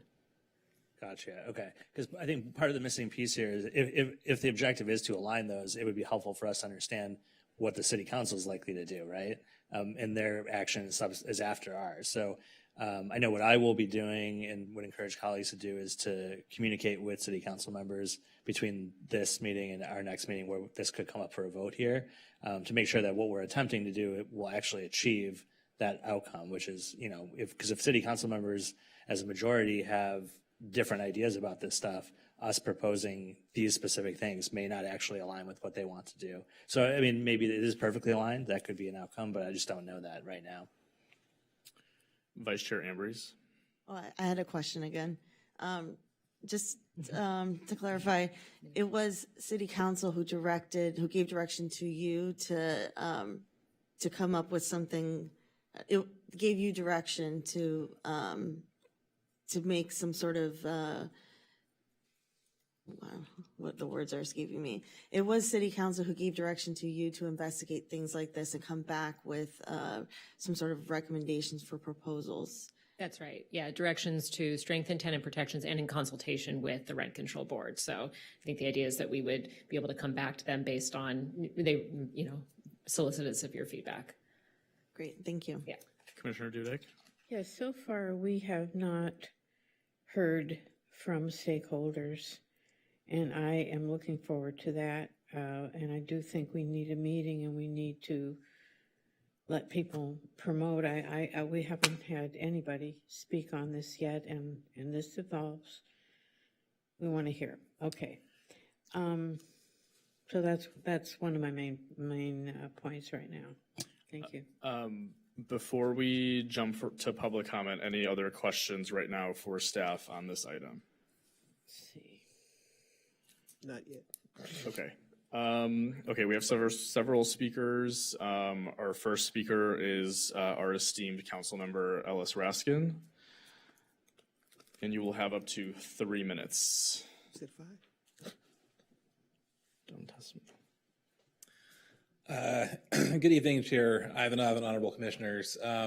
I rarely come to speak before you out of respect for the separation of powers, but given the procedural posture that these charter amendments come before the council, I thought it was important to talk now because it's historically been the practice of the council to not redline charter amendments after it's gone through the expert analysis of this body. And it is important to note that earlier this year, I think it was in January, the city council did direct our city attorney team and in consultation with this board to fill in missing links in our city's tenant protections.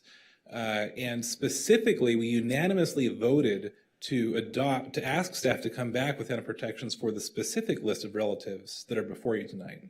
So that was already considered by the city council, of course, not in the context of the final language of a charter amendment, but that was part of the broader package of affordability protections and tenant protections that we had considered and put forward before it got to you tonight. And this is an important missing piece in our whole universe of tenant protections because for years we have been receiving many reports, at least us and the council have been, of folks who fit within the specific categories before you tonight who were not able to move in with family members despite losing housing elsewhere. And we're seeing across the region and in our city that there are seniors, aging parents who are living only on Social Security or other safety nets who simply can't afford to live in homes of their own.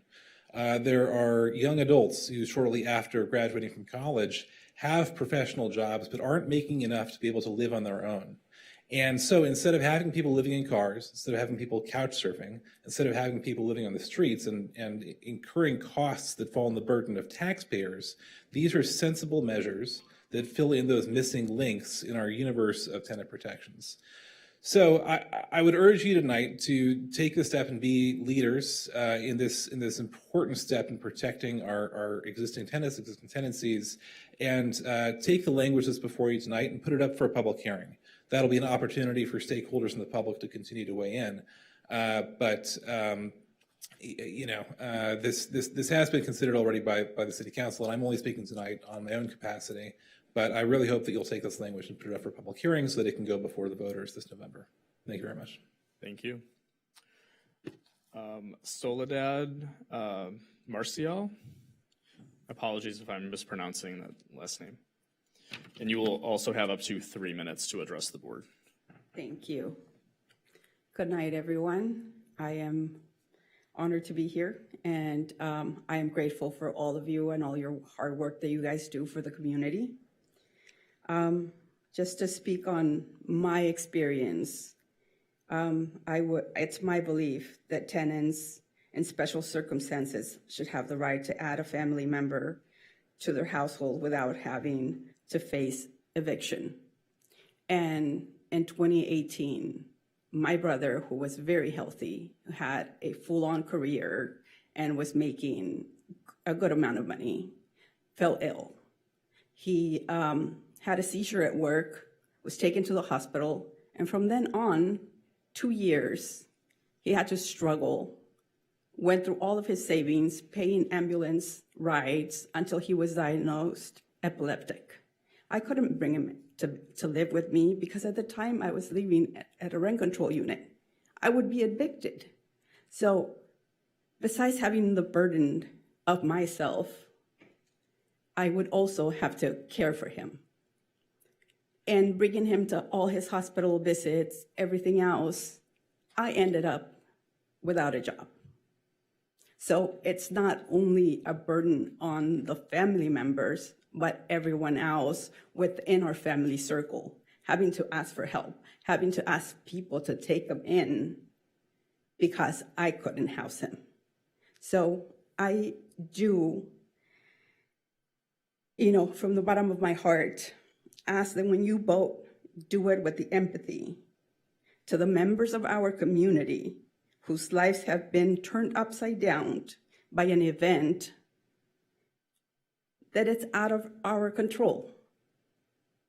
And that's all I ask. Thank you for your time. Thank you. Zoe Montaner. And you will also have up to 3 minutes to address the board. Hello again, and thank you again for the opportunity. I'm so glad that Councilmember Raskin joined us because I've been sending messages through Instagram. I've been posting. I am working on a ballot measure myself that is for tenant harassment. So it's part of the tenant protections because my personal experience and that of other tenants is that the protections are on the books, but the enforcement of those protections are not working. So again, why we ask voters to vote for this, and it looks cosmetically very good, like we care, but when it comes to enforcement, there's a disconnect there. And I'm saying this because I spoke to our city attorney last Tuesday at the city council meeting between the closed sessions and the coming back to the city council meeting. And I asked her if the city council, her office was going to continue an investigation that I put for tenant harassment. And she said, I don't have an answer, but I will look it up. And on my way to this meeting today, when I was coming through the parking lot in front of the police department, she was coming from the annex, and I had the opportunity to speak to our city attorney again tonight. And I asked her, can we talk about this tomorrow? So tenant protections are great. But what Sean Besser, that is a community civic leader, he presents himself. What he did to me, and he's in a position where he's the president of Ocean Park Association, and now he's part of the Downtown Commission. What he and his partner did to me and what they did to the city, forget about what he did to me. He violated the city code. He had an illegal business, and he exposed the city to litigation, and he exposed you to litigation. So again, that's why I'm doing my ballot measure independently, because I don't trust this. I have the language when Marsha Moutry was the city attorney, when that they were coming with this ordinance that was supposed to have more teeth, and nothing has changed. Thank you. Thank you. Gerard Wright.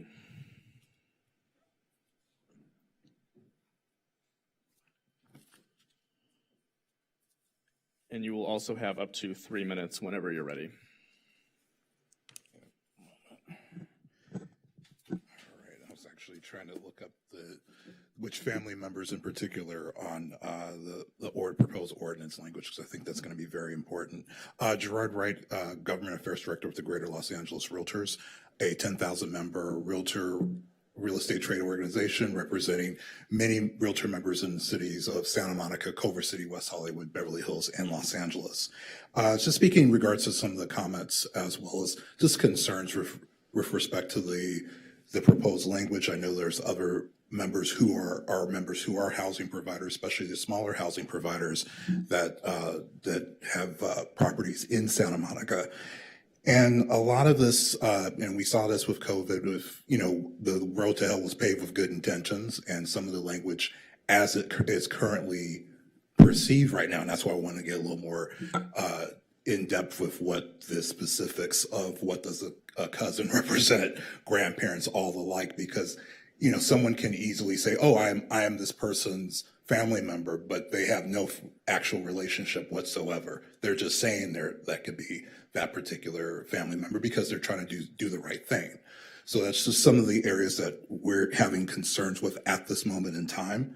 The other component to this, again, we looked at this with COVID, where, again, this has good meaning, but then you're hurting a lot of the smaller housing providers that are usually more sympathetic to this, usually more sympathetic to what's, in case of emergencies, in case of things that happen, such as wildfires. Like one of the biggest areas that prevented a lot of homelessness was the flexibility working with local cities. Say, hey, can you be a little more flexible on some of your lease agreements and other such things that are in some local cities' books? And that makes a big difference in case there are emergencies, in case there are natural disasters and the like. So I understand what you guys are trying to accomplish. And again, this is just a conversation. This is not going to go to a full, there will be another hearing in 2 weeks, but those are just some of the initial comments and concerns that our association members have with us at this moment in time.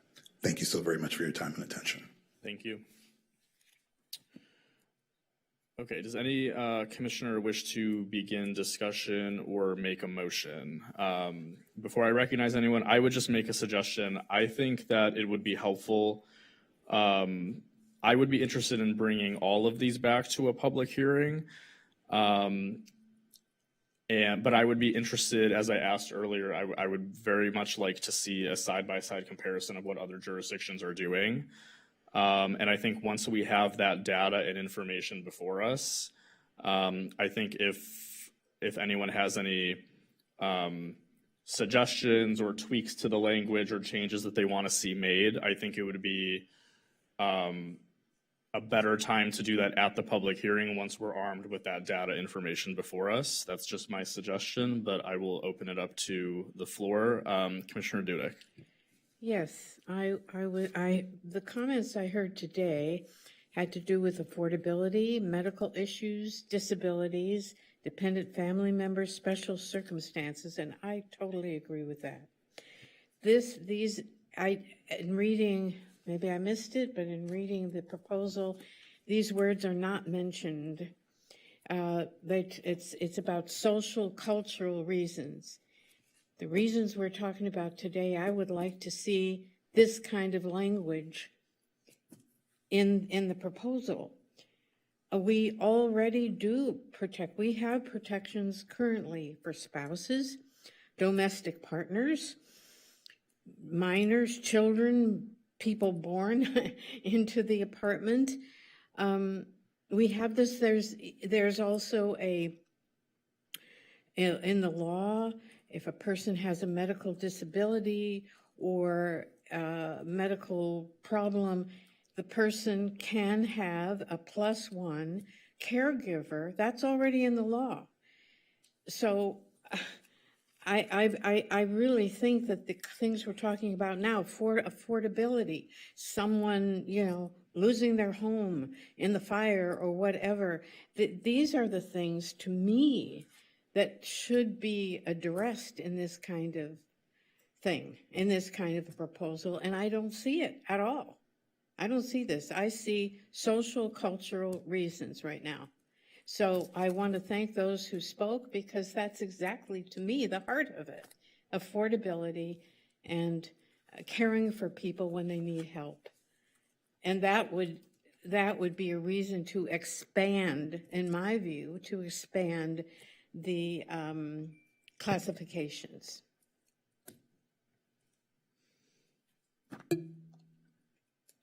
Commissioner Gonska? Commissioner Dudek, just to make sure I understand what you're saying, are you suggesting that they should be expanded further beyond what is currently in the proposal in terms of the list of people that qualify? I think what I'm saying is that I'd like to have reasons for the expansion beyond what we already protect. And when we talk about affordability, we talk about medical issues, disabilities, bringing your families in because special circumstances. But the language now is social and cultural. There's nothing in the proposal that talks about these very real needs, and in my view, would be a potential reason to expand what is already protected. Yeah, so that's very important. And so are you, just because we can't talk outside of the public meeting due to the Brown Act, I want to ask you this question now.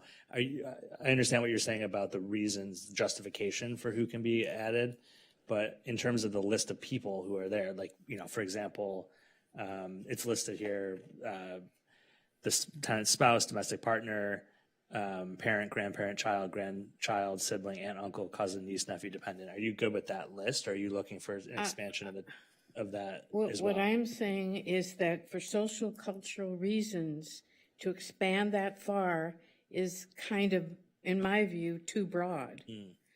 But when we're talking about special circumstances, that might be a very different story.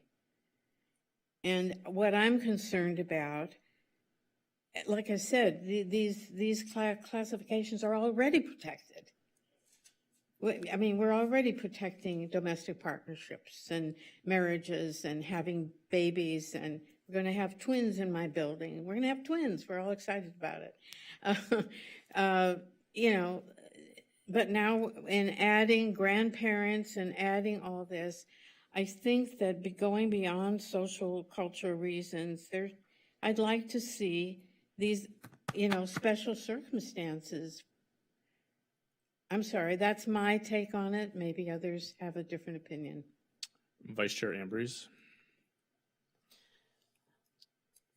I think maybe we need further discussion. Like Commissioner Gonska said, this is because of the Brown Act and because this came out from the subcommittee.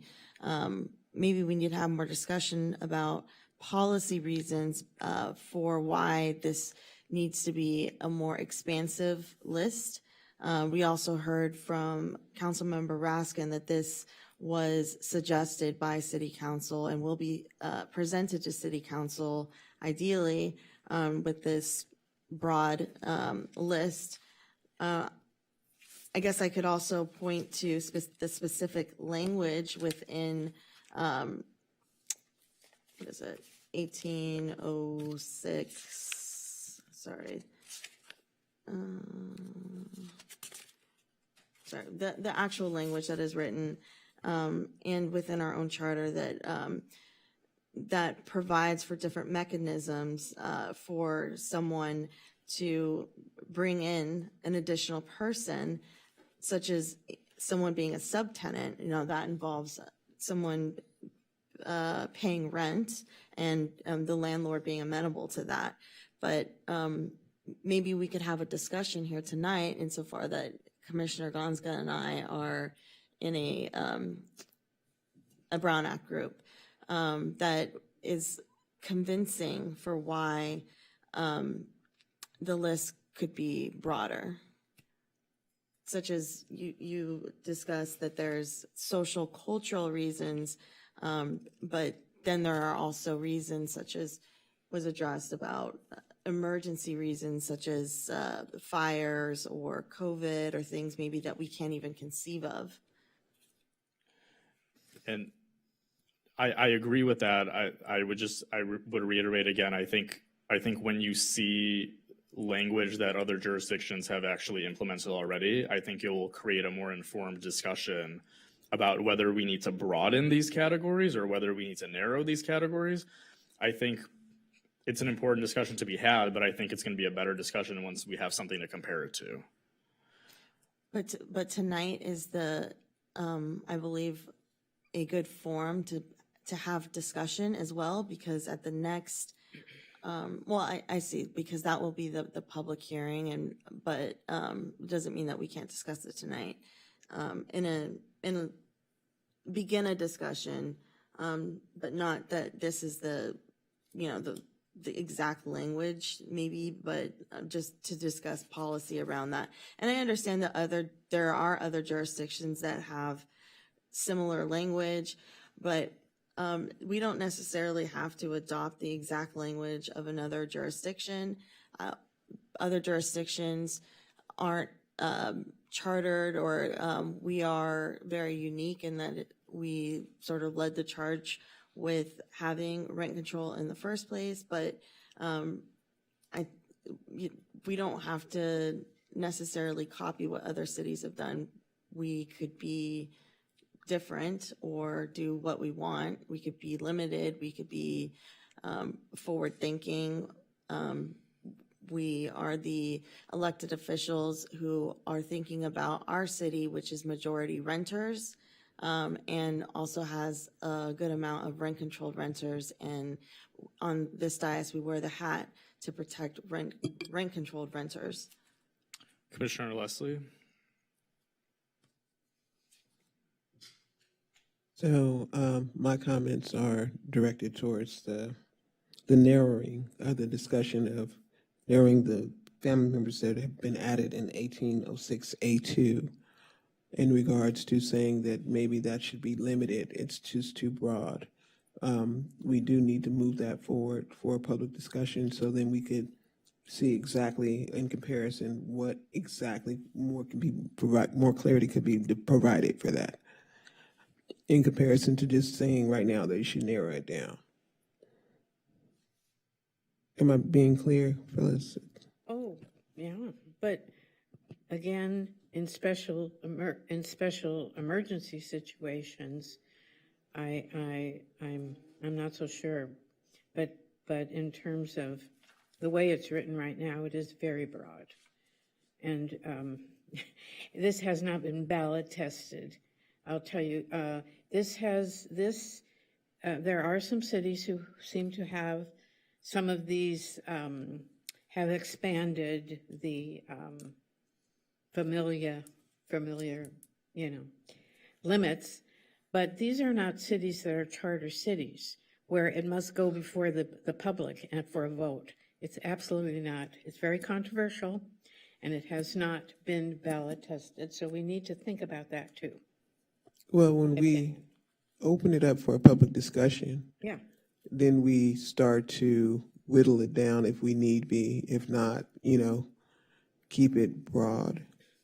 I'd like to say too, regarding special circumstance, I mean, that could be so many things. That's really a very broad, so that's, but, it could be someone going to school, or it could be, someone, there's so many special circumstances, so that's another thing. But another thing is that the safety code has certain limitations as far as, or certain requirements as far as square footage. So even though there could be, you could say, well, you can have 7 people in a 3-bedroom apartment, it may not be the case if the square footage is not there. And who's going to determine that if the landlord doesn't even need to be notified or have any input here? I mean, I think we need to talk about that aspect too, in terms of the landlord, what his responsibilities would be, or what his involvement could be. Right now, the landlord isn't even involved in any of it. Well, okay. I understand your concerns. Yeah, well, my However, concern about safety too, somewhere it's against the law to overcrowd, and what you bring people in, and some of us, we had a terrible emergency here January 7th, and some of us were on the line. Those of us who lived, and I was one of them, on the border of the fire, it was a whole different story. And when the police were coming, banging on people's doors to get out, So, I mean, I don't know how it would work, but it would seem to me landlords need to know who's there. They need to have a head count. We need to, I think, talk about the landlord role here, too, So going forward. as you speak about the fires, we've also made adjustments there as well. Sorry? I said, when you speak about the fires, Yeah. the landlords in our city made adjustments there as well, because we had to accommodate more people in units for them to keep a roof over their head. Yes, we And we have fires all over the city because there was arson as well. It was arson and it was regular wildfire. Yes, we did a good job. We did a very good job on that. Vice Chair Expanding. Vice Chair Ambrose? Yeah.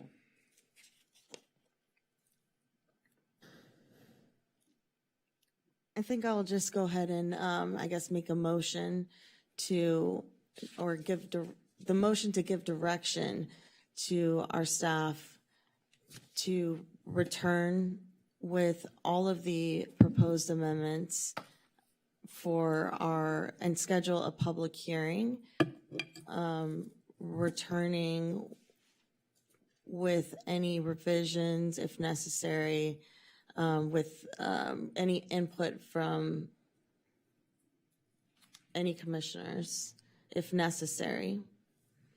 And unless there's any objection from commissioners, with the June 25th being the date for the public hearing, because that seems to go with the recommendation for the timeline. I'd like to second that, but before I do, I just had a clarifying question. Because this is a special meeting set for the 25th, did we look into whether this has to start at 7 o'clock? Well, it's actually not a special meeting because it's a Thursday night, but it can start whenever the board wants it to. Okay.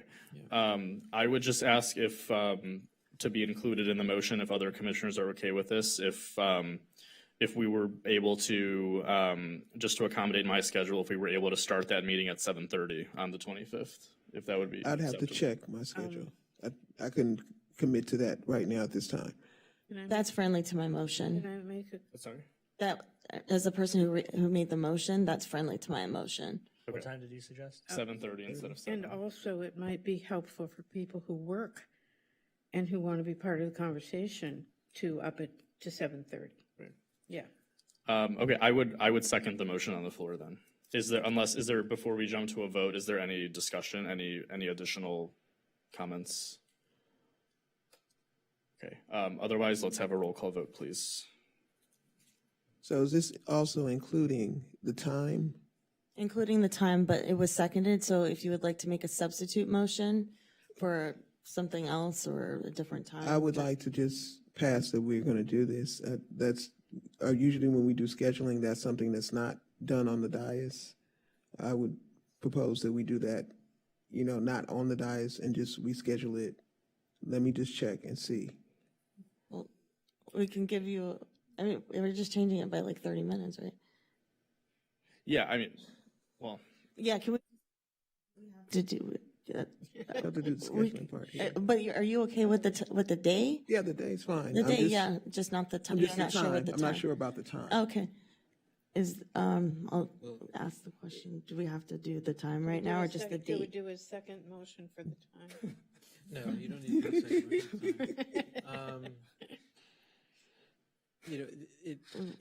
If we don't have, if you're directing staff instead to poll the commissioners as to what time would be good on that day, the problem there is, at what point do I decide what's actually good if there's a difference in when people can meet?